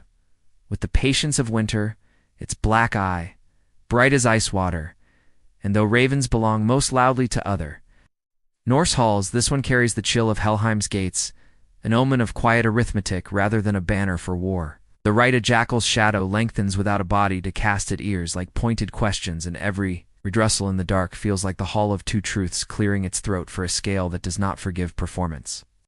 Hermes speaks first by not speaking. His caduceus implied more than shown. The twin serpent's a grammar for peaceful crossings that never pretends to be a weapon in Greek mythology. The raven gives a click like a bead in an abacus, sliding into a new column, and it smells faintly of cold iron and hoarfrost the odor. Norse legends lend to corridors where hell counts tears and refuses to be hurried by love or music. The jackal's shadow arranges itself into Mercy's silhouette, rather than threat's Anubis guide of careful thresholds. Black of pelt, to symbolize rebirth, like rich Nile silt, jackal-headed, to honor guardianship over tombs and the learning of exact steps through ancient mysteries.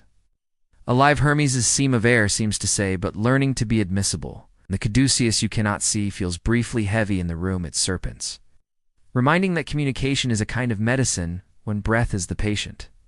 The raven answers with a single tilt of the head, and the tilt is verdict-shaped. A gesture from hell. It's jurisdiction that says terms were named. Let every creature weep, and the ledger waits for at least 1 drop that belongs to the living and can be weighed without blushing. The jackal's shadow nods as if pointing its nose toward a scale beyond the next turn and asking whether the chest has learned to keep silence. In the presence of a feather, without asking to be praised for knowing how, a mainstream anchor steadies the moment. Across cultures, psychopomps guide rather than judge Hermes escorts souls. Valkyries choose the slain for the halls beyond. And Anubis leads the dead to Osiris's court so when they gather. The debate is about roots and readiness, not about verdicts and punishments. Greek mythology keeps Hermes at every border that matters, market stalls, roads, dreams, and death. Riverbank, because messages that arrive in the right shape bring order to rooms where law listens harder than grief. Egyptian tradition leaves weighing to the scale and to Mat S. feather, not to Anubis, whose dignity lies in bringing a heart to judgment without adding the weight of his own opinion to the pan. The raven hops once and leaves a mark in dust that looks like a rune for restraint, and the air drafts a memory of Balder's test when Hell asked the world to weep, and a single refusal made mercy fail by 1 unit exactly. Hermes' seam cools your cheek, as if to say, count before you plead, because a messenger's craft is timing. And timing in these halls is policy rather than romance. The jackal's shadow watches your throat, not to threaten it, but to see if the pulse can keep 2 for when rooms would prefer it to speed or stall. A scribe's curiosity disguised as a beast's patience. A quirky detail rides the silence. The raven's beak glints like a small blade, but it drills once into its own feathers and removes. A single pale filament no one would expect to find there lays it on the floor between paths, and the filament looks exactly like a stolen ray from Helios. Cup of night returning to dawn. Hermes inclines his head, and you feel the gesture rather than see it. The acknowledgement that even in Hell's country some light travels by rule. Not theft. Completing cycles that deities respect because cycles conserve justice. The jackal's shadow stretches as if to shade the filament, not to claim it, and the reed rustle rises like Thoth's pen in a side room, making a note light offered at a border, no grievance filed. A mainstream fact braids the air tighter. Hell, as appearance in sources, shows a face divided between flesh and blue-black pallor. An icon of jurisdiction over both those who died of sickness and age, and a visual rule about borders that do not need to shout to be sovereign. Hermes' winged sandals and travelers' katabasis are not decorations but signposts, declaring responsibility for safe passages, messages, and the negotiation of safe crossings when forms are filed in the correct order. Anubis, black as bitumen and jackal-headed, is funerary craft itself and bomber's patron, guide at the necropolis, attendant at the weighing-an expert, whose tools are precision and restraint rather than teeth. The raven caws once, a syllable without a vowel, and the room tastes of iron, frost, and distant pine, the weather of Helheim, before the warmth goes flat again, because Hell's halls do not allow comfort to masquerade as authorization. Murmus. Essimancers with a cool on the tongue that tastes like dust. From roads where Hermai once stood to mark boundaries and warn travelers that crossings are contracts written in footsteps, the jackal's shadow draws close enough to cast your outline on the floor beside its own. Overlays briefly, then steps back, as if to show the difference between a living silhouette and a funerary roll carefully learned. A bizarre artifact sits on a plinth you would not notice small as a button. Threefold stamp that impresses a feather, a caduceus, and a wolf-bird hybrid on wax with a single squeeze. An absurd tool no culture owned, yet every climate of death could understand at a glance. Hermes ignores it, which is lesson enough. Psychopomps dislike souvenirs. And border workers prefer forms submitted in breath and sequence rather than in trinkets snatched from impressive rooms. The raven peers once at the stamp, seems to recognize it as a mortal's cleverness rather than a god's authority, and looks away with a rustle of dry approval that carries no promise. A mainstream anchor tethers thought to practice. Valkyries are chooser spirits, not gatebreakers, and their task is to select the slain for halls like Valhalla or Freya's field. A role parallel to Hermes is yet Northborn, which is why the raven here resembles function rather than fandom. Hermes escorts, Valkyrie selects.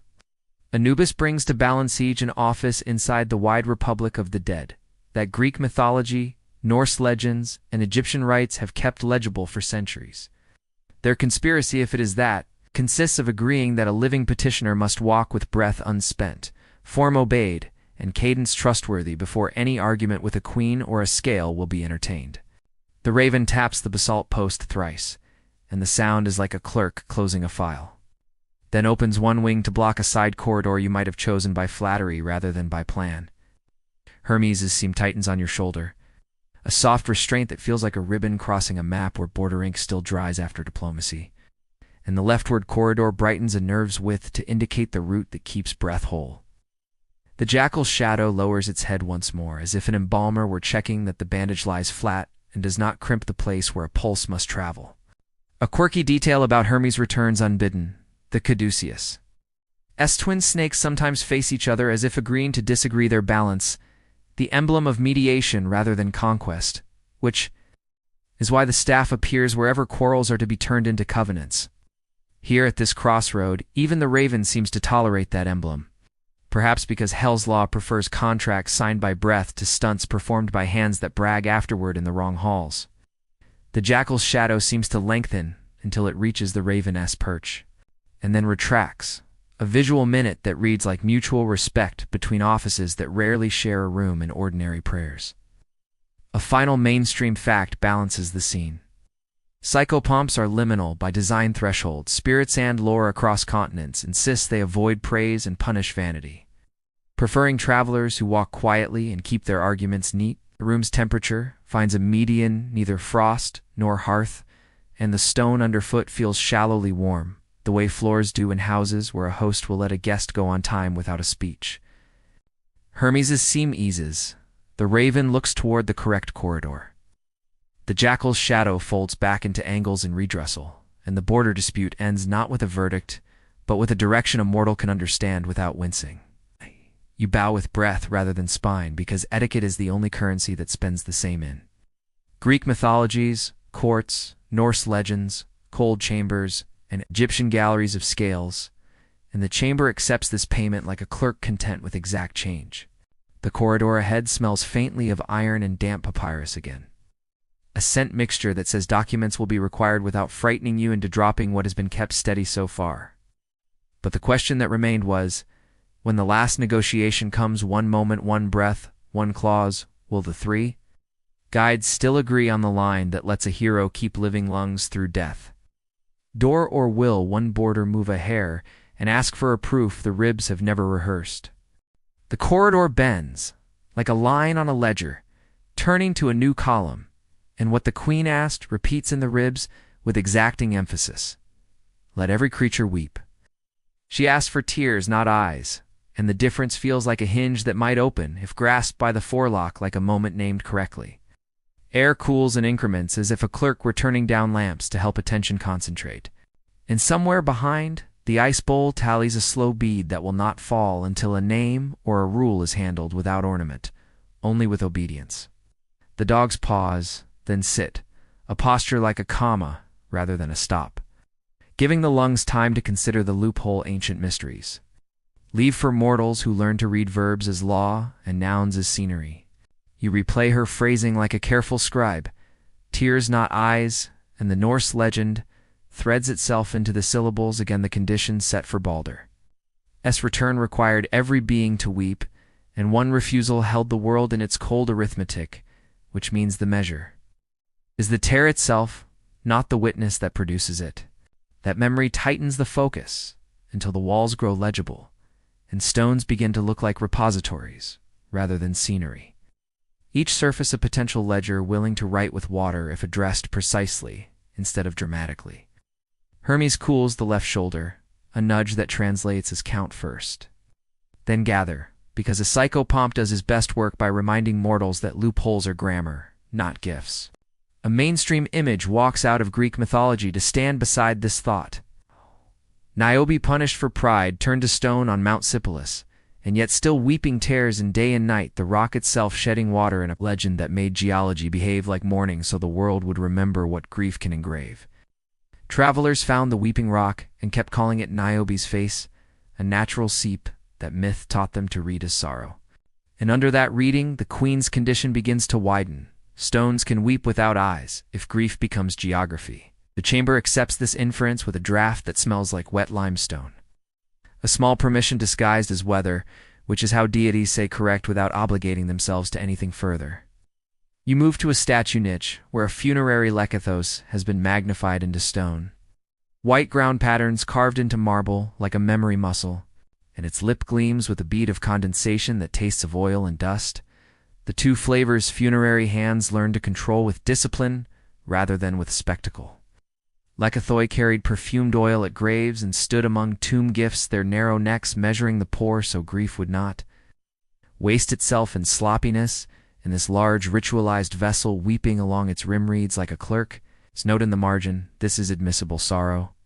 You catch the bead on a fingertip and hold it as if it were a name, and the drop trembles with a density owed partly to oil, memory, and partly to stone-cold air, a hybrid tear that still wants to be counted because form taught it what to be. A quirky device waits on a Burkita bronze tear sieve no larger than a coin, pierced with different calibers, each hole rimmed to collect a measure before letting it fall.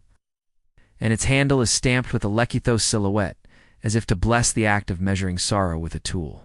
It looks absurd and perfect, like a ladle-sized four-dew, and when the bead passes through the middle aperture, the sieve chirps a sound like a muted bell admitting the drop into a jurisdiction that turns weather into witness.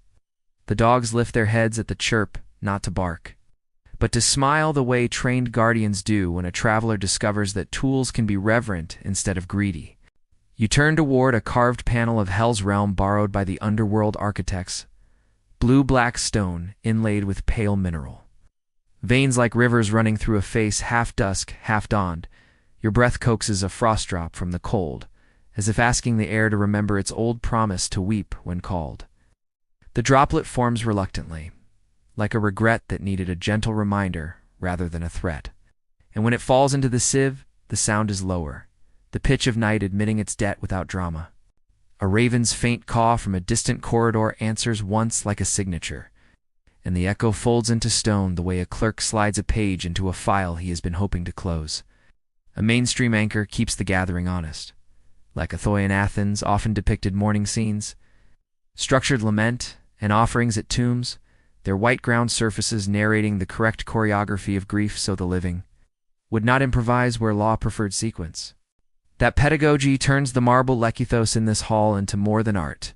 It becomes a witness that instructs the present drop to be what the queen rule can weigh without embarrassment. You set the sieve in a slot carved from the niche's lip, and the chamber's temperature falls one careful degree. A bureaucratic nod from stones that prefer tears measured to tears staged.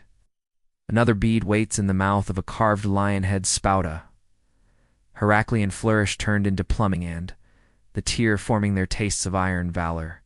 In practice, as if the field of echoing shields left some of its discipline in the pipes. The sieve takes that drop to ringing with a tone that sits between the first two, like a chord kept intentionally simple, and the gallery.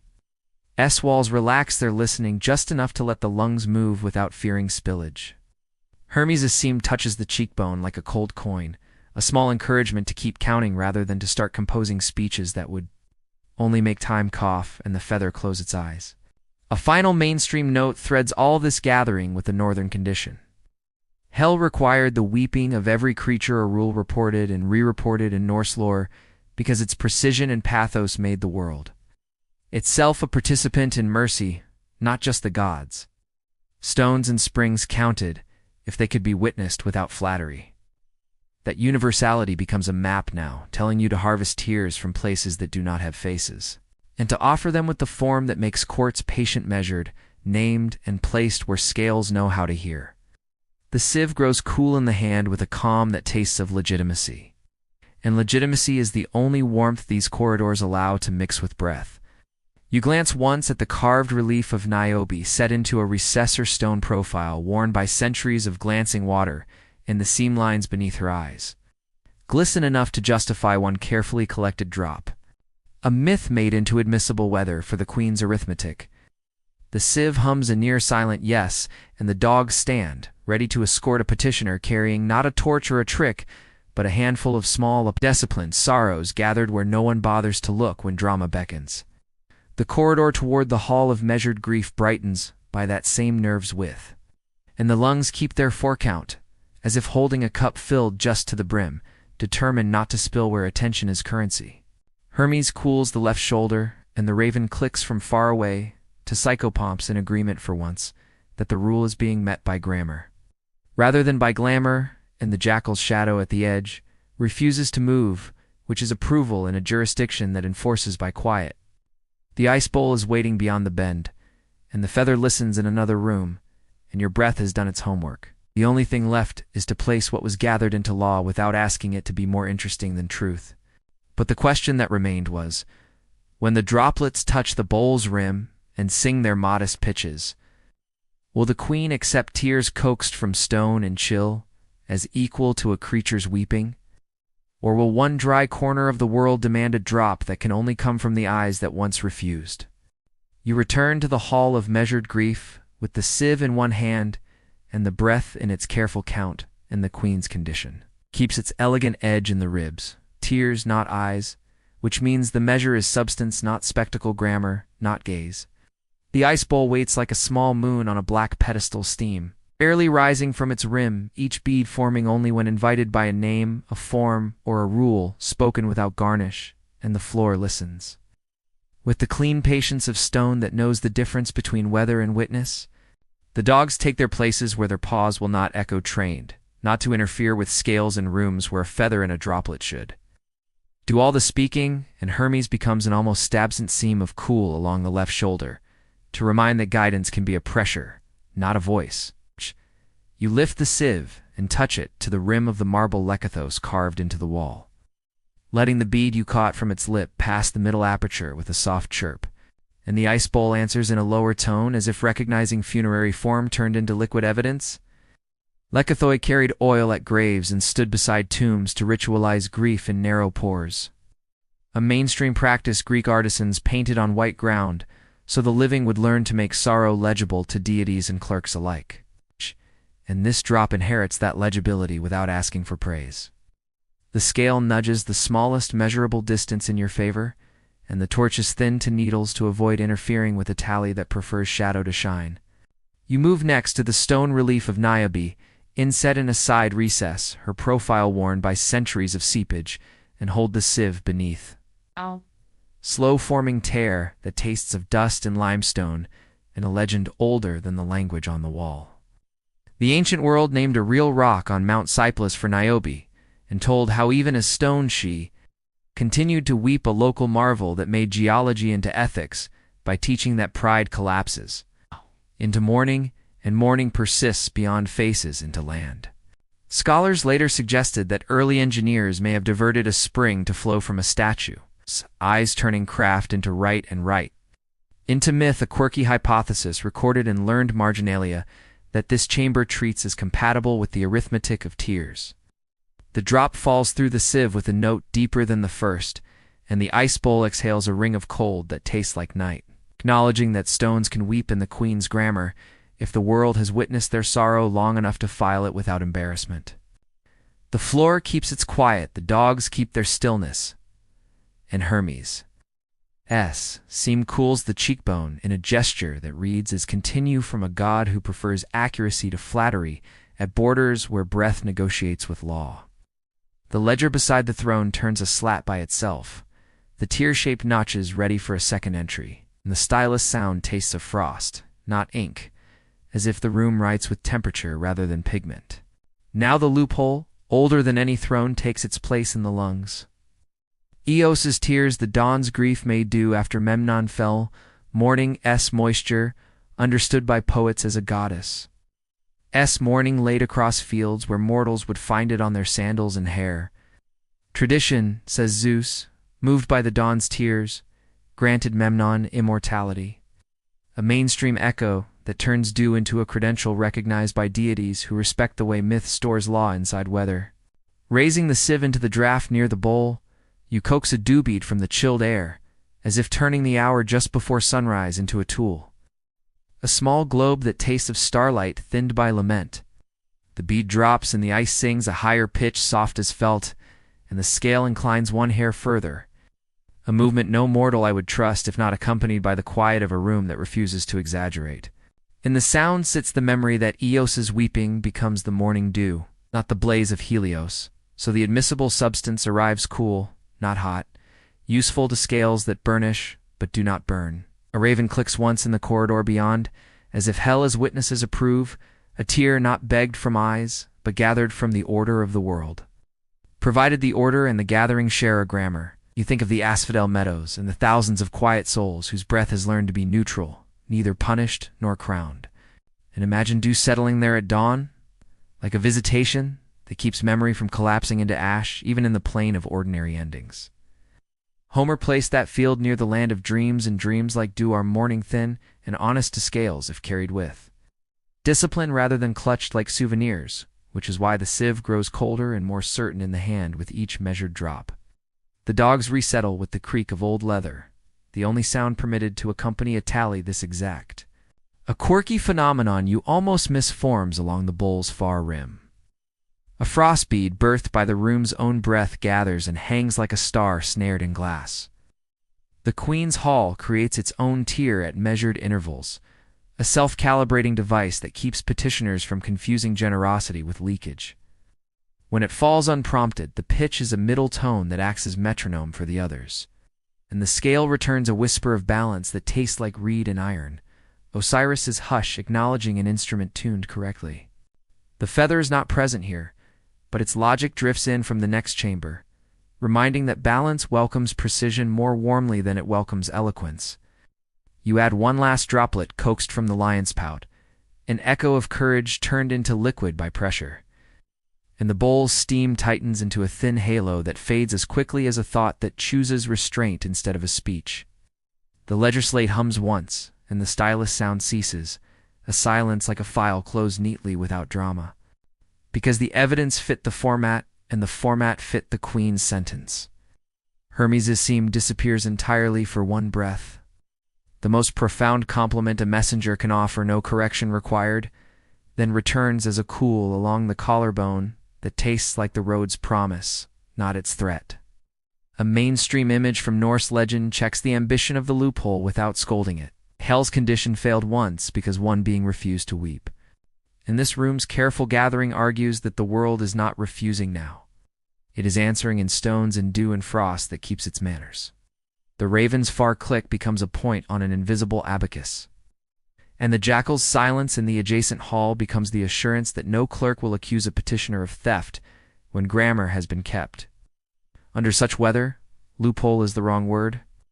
Older law is the correct one. A statute written into dawn and rock long before any throne learned to read. A bizarre implement rises from a slit in the pedestal you did not see before. A thin glass tube with graduations like a rain gauge, capped in bronze, shaped as a caduceus, designed to return the dais measured sorrow to the bowl, should a petitioner attempt to carry any away. It is the underworld's way of preventing hoarding of grief. Do not touch it, admiring the design that treats tears as public trust, not property. And the dog's ears angle forward the way attendants do when a lesson is learned quickly. The torches blink once, needles widening to threads, then narrow again, a signal that the hall has reached a number it respects for proceeding. The Queen's stillness does not change. She lets the scales speak and the bowls sing and the ledger breathe, and that delegation is the kind of governance mortals rarely admire but always rely upon when lives need saving without heroes to brag about it. Your breath holds its forecount as if it were a thread across a chasm. And in the hold sits the knowledge that Eos's dew and Niobe's rock and Alekithos's lip have together drawn a map through a room where tears are law, not theater. But the question that remained was, when the Queen asks for whom the dawn should be stolen back with this collected sorrow, will the world's tears be enough to open the hinge, or will she ask the living eyes that once refused to add a single unambiguous drop? The Queen does not speak when you return to the pedestal with the sieve, but the ice bowl brightens by a breath, and the ledger slats hum once. Which is how deities here say bring substance, not spectacle, and let the arithmetic proceed without flattery. You hold the sieve steady over the rim, and the three discipline drops like a thoster, Niobe stone, Eniosterest, inside the bronze-like characters in a line waiting to be read by a court that prefers grammar to grief. The air grows cleaner, as if Greek mythology were being dusted in real time. Its ancient mysteries tidied by clerks who know that a hero's petition travels farther when deities can file it without feeling like accomplices to panic. The first droplet falls, and the bowl sings low, a tone the floor answers with stone's version of kinship, acknowledging funerary form made liquid and presented without begging. The second falls, and the tone deepens, Niobe's old sorrow turning geology into witness as the Queen Hall admits that stones can keep promises longer than eyes that tire. The third falls, and the bowl releases a high thread of cold that tastes like dawn's hemos, weeping, translated into dew, and then into something scales can weigh, while heroes keep their shoulders level. Only then does her hand rise a measure, and the torches draw themselves into needles again, so the hall can hear the simple negotiation. Your ribs have been practicing since the shrine. Trade counted sorrow for a single unbroken inhale to be held as standard, while you remain among deities and return among mortals. Hermes' cool seam tightens along the left shoulder, like a ribbon cinched around a scroll. The messenger's way of saying this clause is admissible so long as nobody mistakes a borrowed breath for a stolen dawn. The ice bowl exhales a ring of mist that flows to the scale and then to your chest as if Osiris had agreed to notarize without commentary. A courtesy this jurisdiction extends only when forms are exact. From the neighboring chamber comes a memory of the feather maw at S-light held level on the pan that knows whether a heart is true of voice. Makaru in the phrase steadies the lungs now because this trade demands the same posture. Alignment, not volume. A heart scarab under glass twitches as if clay could approve. It's chapter 30b. Do not stand against me, burning invisibly across the underside, like a reminder that even artifacts wish the chest to behave under scales. The reed rustle of Thoth's pen drifts in and vanishes, recording what must be recorded without donating an opinion, because scribes and judges in these halls keep Greek mythology's rooms clean of commentary so the arithmetic can be persuasive. You close your eyes and prepare the four-count, and the queen inclines that fraction of a degree, which is how Norse legends say hell agrees without smiling. The abided face refusing praise, because praise would cheapen the arithmetic of tears just tallied. The bowl's mist threads your mouth and nostrils and descends like winter air, taught to be kind, and the inhale arrives, whole, unbroken. A standard issue breath that belongs not to you and not to the dead but to the ledger that has licensed its brief custody. It tastes of pomegranate and red and iron filings, as if Persephone's signature and Osiris's hush and a clerk's pen had dissolved into one clean draft, none of it theatrical, all of it undeniable. The cord inside the chest slackens, not with a snap, but with the click of a latch permitted to ease. The way the hourglass that breathes loosens its frost-ring when a room learns silence rather than noise. When one bright small moment the lungs feel like the golden cup that carries. Helios beneath the world at night capacity, not conquest. The Queen's Hall accepts this metaphor by doing nothing at all, which is the highest form of ascent here. Hermes's seam cools to almost nothing, as if messengers become indistinguishable from air when a petitioner manages a clause without requiring rescue or correction. A mainstream anchor settles the weight of what just happened. In courts above ground, clepsydre paced speeches so justice could breathe fairly, and in this court, the measured drops have bought a single elongated breath that must keep the same fairness as those water clocks. The return is to count as law rather than stunt. The pedestal to your right reveals a tiny bronze clepsydra, dry and ceremonial, etched with a caduceus where the spout would be. A bizarre artifact that times nothing yet radiates policy. Breath must be kept within ration, and ration must be honored as covenant. The dogs watch its dry lip without blinking. Their restraint a lesson that guardianship prefers conservation to applause when a hero touches a clause as delicate as this. You hold the inhale across 4, hold across 4, and the bowl's mist brightens the sternum where the family coin once rested, reminding that even traded currencies leave their imprint when deities repurpose them into new ledgers. The cracked lyre warms against the back without humming, because music is not licensed in this instant.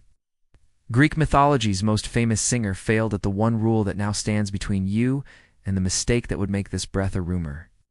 The feather's logic grazes the skin again from the neighboring hall, and the heart responds by doing nothing unusual, which is exactly the behavior the scale wrote into its long, unsentimental instructions.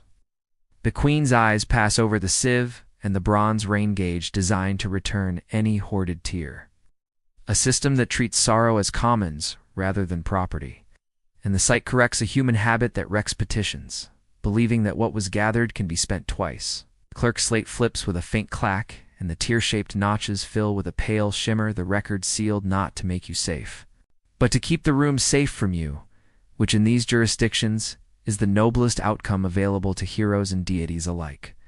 In that sober mercy, the breath steadies into an internal thread like Ariadne's, to be followed exactly later, and the lungs memorize its tension as if learning the touch of a single hair from Cairo's forelock.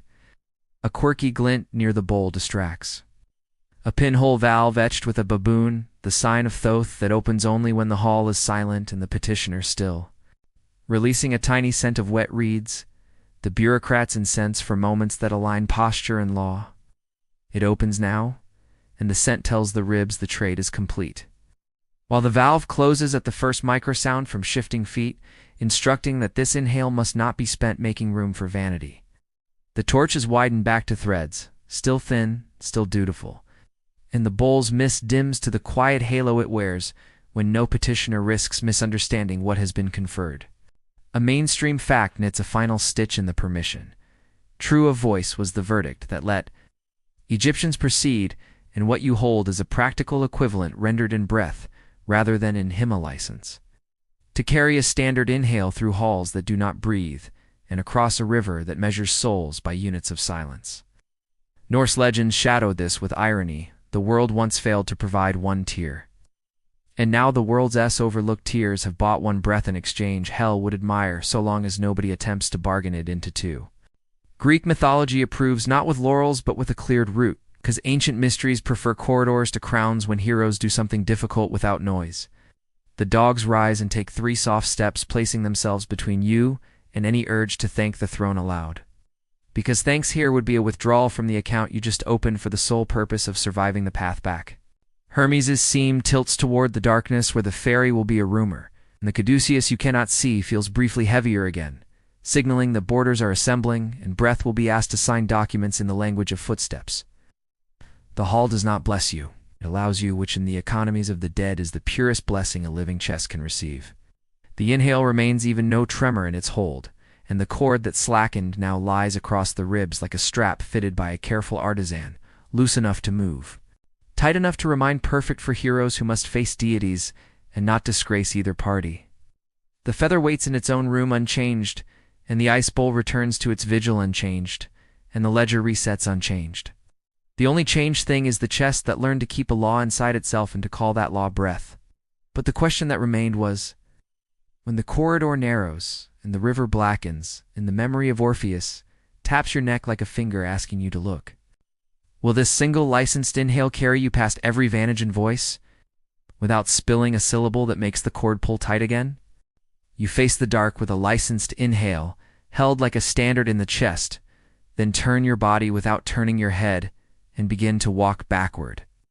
By faith alone, because Greek mythology has already taught that one glance can break the entire architecture of return.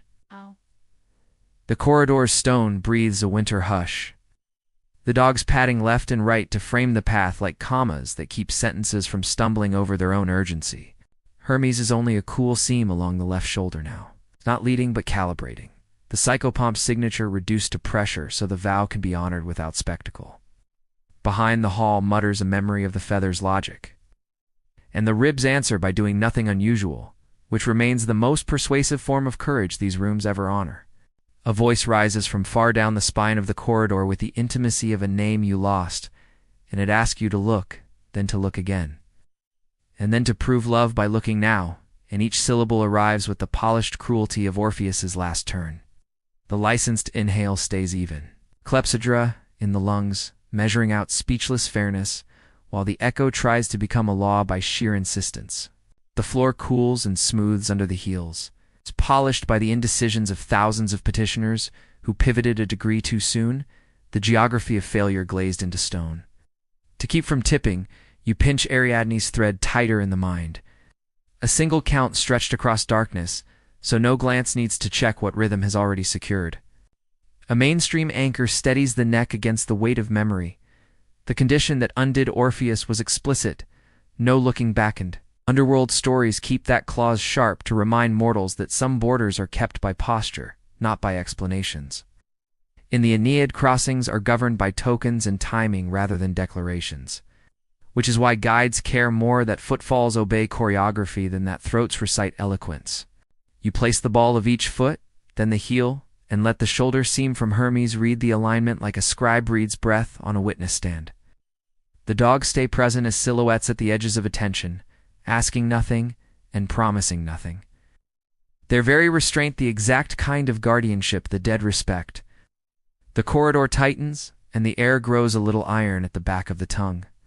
The taste of a ferryman's policy waiting to be met without narrative.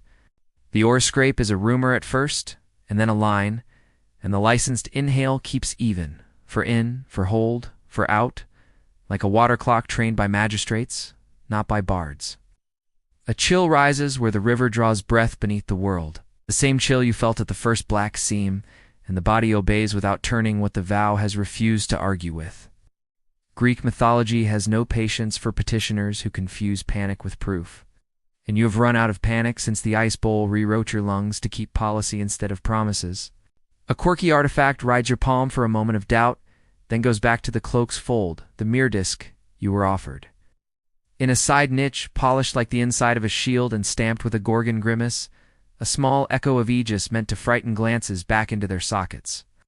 The disc would let you see behind without turning, but the law down here knows reflections count as looking. And the bronze grows colder at your fingertips, as if the artifact itself prefers that you choose rhythm over optics. You close your hand and feel the seam from Hermes approve in the quiet way messengers do when mortals select accuracy over cleverness at a gate that penalizes. It's both equally if used wrong. The licensed inhale remains unspent, and that restraint becomes its own illumination in a corridor where torches have been reduced to threads to save the scales from flattery. A mainstream fact steadies the knees as the pitch underfoot changes from stone to shingle. Charon ferried living heroes only when tokens. In timing aligned Heracles with permission, Aeneas with a band he will neither help nor hinder if the petitioner's posture misreads the room. The skiff's flank taps your calves and the oar trails a neat circle on black water like a clerk's. Flourish, but the ferryman keeps his eyes down because the living pay twice if they return with stories that tried to be louder than ledgers. You back into the hole by feel, knees soft, chin level, never breaking the arithmetic that keeps the inhale legal. The bone pin at your cloak clicks once against the gunwale, fastening the moment like punctuation instead of drama, and the oar sets the world in motion without comment. The scream comes a final time from the bank you just left, wearing a name composed to fit your mouth perfectly, and it asks for a glance, as if a glance could be tender without being fatal. In answer, you count the hold and extra beta lesson learned from the hourglass that breathes, and the grains of time inside the lungs hover exactly long enough for the sound to glide under the boat like cold weather under a door. The skiff slides into the current you memorized with your ribs. And the ferryman's pole plants into silt with the same clerical refusal he offers every petitioner who tries to convert feeling into policy. Nothing in the posture of this crossing advertises victory, because victory here is indistinguishable from obedience to sequence. A bizarre detail you sense but refuse to watch. The river's skin buckles beside the bow with a shape like a hand, palm up. Offering the old sunstone you surrendered to the altar, warm and familiar, and your fingers ache with a home-shaped gravity. The ache leaves when you remember that Hestia's lesson was continuity through relinquishment, not possession through fear, and the hand-shaped ripple thins back into policy without earning a glance. The dogs do not board, but their breath keeps pace from the shore like faint bellows, practical and loyal, until the seam of Hermes cools the collarbone one last time with the temperature of correct forms filed on time. The oar slows near a hush that feels like the bolt on a door being drawn back, and the skiff noses gravel with a sound like a coin set down on a clean table. You remain turned away from what you love, and in that refusal, the corridor ahead thins into the same chalky scrape you followed down from the shrine, a path you trusted while it was still rumor. Greek mythology calls this obedience, not luck, and it is the only language the underworld will translate back into daylight for those who intend to keep breath whole. The ferryman does not help you stand. He does not need to. His work is shapes, not shoulders. You step backward onto the familiar shore, feeling the wind rearrange your hair with sea salt fingers. And the breath in your chest remains the temple-issued kind, unspent and unimaginative, which is perfect grammar for a day about to resume. Oh. The skiff sighs away into indivisible dark. The oar riding a half-circle that no witness will memorize because the river prefers to keep its stenography to itself. You keep walking backward until the first gull laugh arrives, even and stupid and exactly what daylight sounds like on a coast where difficult errands begin at. Ruins and end in weather. Hermes' seam leaves his pressure and returns his ordinary air. Oh, which is the underworld's most extravagant compliment to a mortal. Your posture no longer needs supervision. Mainstream anchor keeps the head steady for the last 20 steps. Orpheus failed at the final meter, and his name is the warning set at this gate. If a singer could falter when the ledgers had favored him, the rest of us must count rather than improvise. The licensed inhale stays whole to the last heel mark on rock, and the corridor ends in the open edge of sea. Which is to say, in a map the gods draw over and over for mortals who forget what obedience looks like until water tells them again. But the question that remained was, when the wind shifts and ordinary life crowds the vow with errands, will the lungs remember that one breath was borrowed from a queen? It's arithmetic. It must be repaid by living as if sequences, not appetites, still keep the door on its hinges. Dawn tastes different on the tongue when the mountains step forward like jurors changing seats, and the sky above the headland looks scoured as if Greek mythology had been rinsed overnight by a tide that understands contracts better than gossip does. The licensed inhale sits where it was placed, even and undecorated, and the ribs carry it as if it were a lamp hidden in the chest, rather than a flag waved at roads that have never cared what mortals announce about themselves. Word moves ahead of feet along goat paths and into courtyards. Someone says a hero returned breathing from the underworld. And the story swells like surf, eager to prove that ancient mysteries can be folded into market talk without losing their edges. Hermes is gone as pressure and present as weather, the road crisp in the morning like a page turned by a clerk who prefers accurate sentences to headlines that promise too much. At the ruins, the old hearthstones hold the first sunlight with modest competence, the kind of warmth Hestia approves steady, quiet. Indifferent to boasting in, for a breath you feel the missing sunstone watching from its altar below, like a perfect colleague who took the night shift seriously. A gull drops a shell onto rock, and the crack echoes like a knuckle tap on a scribe's desk. Tiny, practical, and polite, as if to remind that proof must be paid twice, once in silence below, again in posture above, as Charon intimated when he warned that the living pay twice if they return. The village turns its faces toward the sea in the old way when ships are late, and eyes blink through the bluish light as if testing whether ordinary time still accepts errands from someone who went out to buy breath at a shop that does not take coin. A mainstream fact steadies talk that would otherwise turn to ornament. The Eleusinian mysteries ran their torchlit procession along the sacred way, from Athens to Eleusis, rehearsing loss and return with night fires and ritual steps, so the living could practice descent in daylight without lying to themselves. In those rites, initiates moved together, men and women, carrying torches toward the Telesterion, learning to be a single body for a while under Persephone's calendar. And today's road seems to welcome a similar cadence in the chest, torch and breath swapped, but still aligned. The sacred ways old logics are in Athens. Joy at Eleusis helps the feet accept that daylight cannot be a victory parade, when the rule that granted it was a ledger rather than a lyric. Rumors collide at the crossroads like carts that one tea yield. Someone swears the golden bow gleamed in a grove by the port, because what else could explain a living face returning from Hades with lungs behaving like law, and a mason shakes his head reminding that bows are for Nemi and for poems, and this coast has its own economy. The grove at Lake Nemi once hosted a priesthood bound to a tree and to a sword, a savage arithmetic that poets turned into mirrors for kings, but daylight out here prefers a different math clepsydra. Fair vows exact, and no leaf plucked for show. Even so, the story of that bow folds itself into the morning like a gull's wing into wind, valid as metaphor, useless as ledger on a day that will be measured in bread. Tools and recollected silence. Quirky charm swings from a fisherman's neck, a glass blue eye that frets about gossip hardening into envy, and for a moment, the bead seems to watch the chest too, as if protecting a borrowed breath from neighbors who might ask for miracles before lunch. The man laughs the way men do when pretending not to be impressed, then tells a calmer version. No one saw the underworld take a receipt. Only that the sea listened, and a coin went missing from a cord once tied to a family vow. The charm turns and catches sun. flashing just once with a cleanliness that suggests a patropaic culture does not need to quarrel with mystery when both agree that attention should be disciplined. My mainstream anchor keeps the day honest. Oaths by the water of Styx bind gods and mortals in myth and the rule. Guess. Dreadness keeps divine politics from dissolving into arguments that a clever tongue could win by noise alone.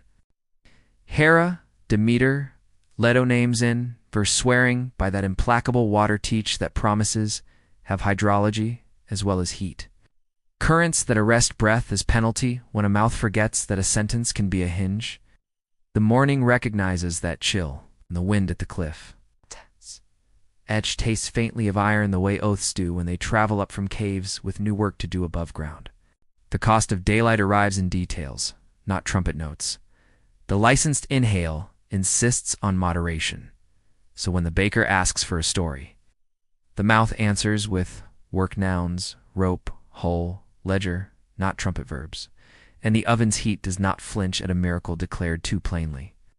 The dogs from the shrine lie in shadow like punctuation that refuses to exaggerate, and the lyre keeps its crack. Quiet because music already learned where it must not speak, which is a lesson. Greek mythology rubs into the skin of all its survivors. The fisherman haul nets with the slow ceremony of people who have always understood that patience and fairness are love's dull cousins and better housekeepers. A second fee emerges from Carinessa's side proof, and it looks like this. No naming of names used below. No claiming of tears not gathered by grammar. No selling of breath as a sermon where a whisper will do. And no token lifted from any hall that trusted the hands to return empty. The neighbors nod as if the underworld and the village share the same budget for dignity. And one old woman lights a lamp at her threshold in Hestia's name, without saying why, because hearths always knew how to shelter a vow without making it blush. The lamp flame steadies into daylight and disappears into what it illuminates, which is how proper tools behave once their work is done. A mainstream note comes like a bell muffled by bread. The Eleusinian procession ended in vigil, not coronation, and daylight returned on schedule whether or not anyone bragged. A ritual that trained citizens to treat rebirth as administration rather than as spectacle. The sacred way remains on maps and in margins because memory enjoys routes that can be walked again at need, a kindness the gods extended by allowing pathways to become public property. The morning accepts this as policy, and the spine straightens to suit. Helios clears the hill with ordinary grace, and the golden cup that carried him by night retreats into myth, where it belongs a vehicle only poets and ferrymen see without burning their eyes, and the light at your shoulder warms, without asking to be explained. A small boy points and says someone stole dawn and brought it home in their mouth. And his mother hushes him with a glance that says laws keep the door on its hinges, not mouths, not myths, not luck. The sea lifts and settles as if agreeing, its face unreadable by design, a clerk who files without smiling. You breathe again the permitted wafer in, for hold, for outhand everything aligns. Gulls, rope, oven, sandals, rumor, law, and the thin seam where Hermes left becomes simply morning air that has forgiven your need to measure it. The mountain sheds a small rock that bounces twice and stops like punctuation at the path, and the narrative accepts the period without. Complaint ready to be read by people who will never see the underworld and still live as if corridors and scales and bowls had spent a few minutes improving their posture. But the question that remained was, now that gossip runs ahead of you on the sacred way of daylight, will the story stay obedient to the ledger that licensed a single inhale, or will appetite dress itself as faith and try to remake rules that cannot be improved, only obeyed with care? And now the air loosens. And the mountains lean back into their long habit of watching without speaking, and the sea chooses its old rhythm again, which is the sound of work and waiting blended into something calmer than victory and sturdier than applause. The licensed breath remains in the chest, as if it had always belonged there. And the ribs move like oars, pulling toward a harbor that remembers both the weather and the ledgers, and refuses to quarrel with either. There is a kindness in this return that does not announce itself, because some kindnesses do their finest work by becoming invisible the moment a door closes gently behind a living traveler. And that is the right amount of miracle for days that must be carried and not displayed. Imagine the road warming by inches under sandals that learn to count instead of hurry. And imagine the hearth answering with a small, correct flame. And imagine the gulls arguing only about fish, because that is the proper boundary for their arguments. And imagine the shrine stones taking light as steadily as the first hour taught them to do. There are still torches somewhere on a sacred way that belongs to memory now, and there are still reeds whispering in a hall where feathers do their arithmetic without bruising anyone, and there is still a skiff that refuses to hurry anyone who has already learned the cadence of fairness. If the story needs to be told again, it will be told in the quiet voice that leaves rooms cleaner than it found them. And that, too, is a way of keeping vows intact when the world's errands press in with their pleasant clutter. The underworld does not argue with daylight after a bargain well kept. And daylight does not mock the underworld after a traveler returns with nothing stolen. And somewhere between those two dignities, the lungs decide they can keep working without being watched, which is exactly what they were designed to do. If the mind wanders back to a river's surface or to a feather that refused to move, let it wander softly. Then call it home with a thought as light as dew, and then let the thought open the next small task like a hand opening a door that never needed to be forced.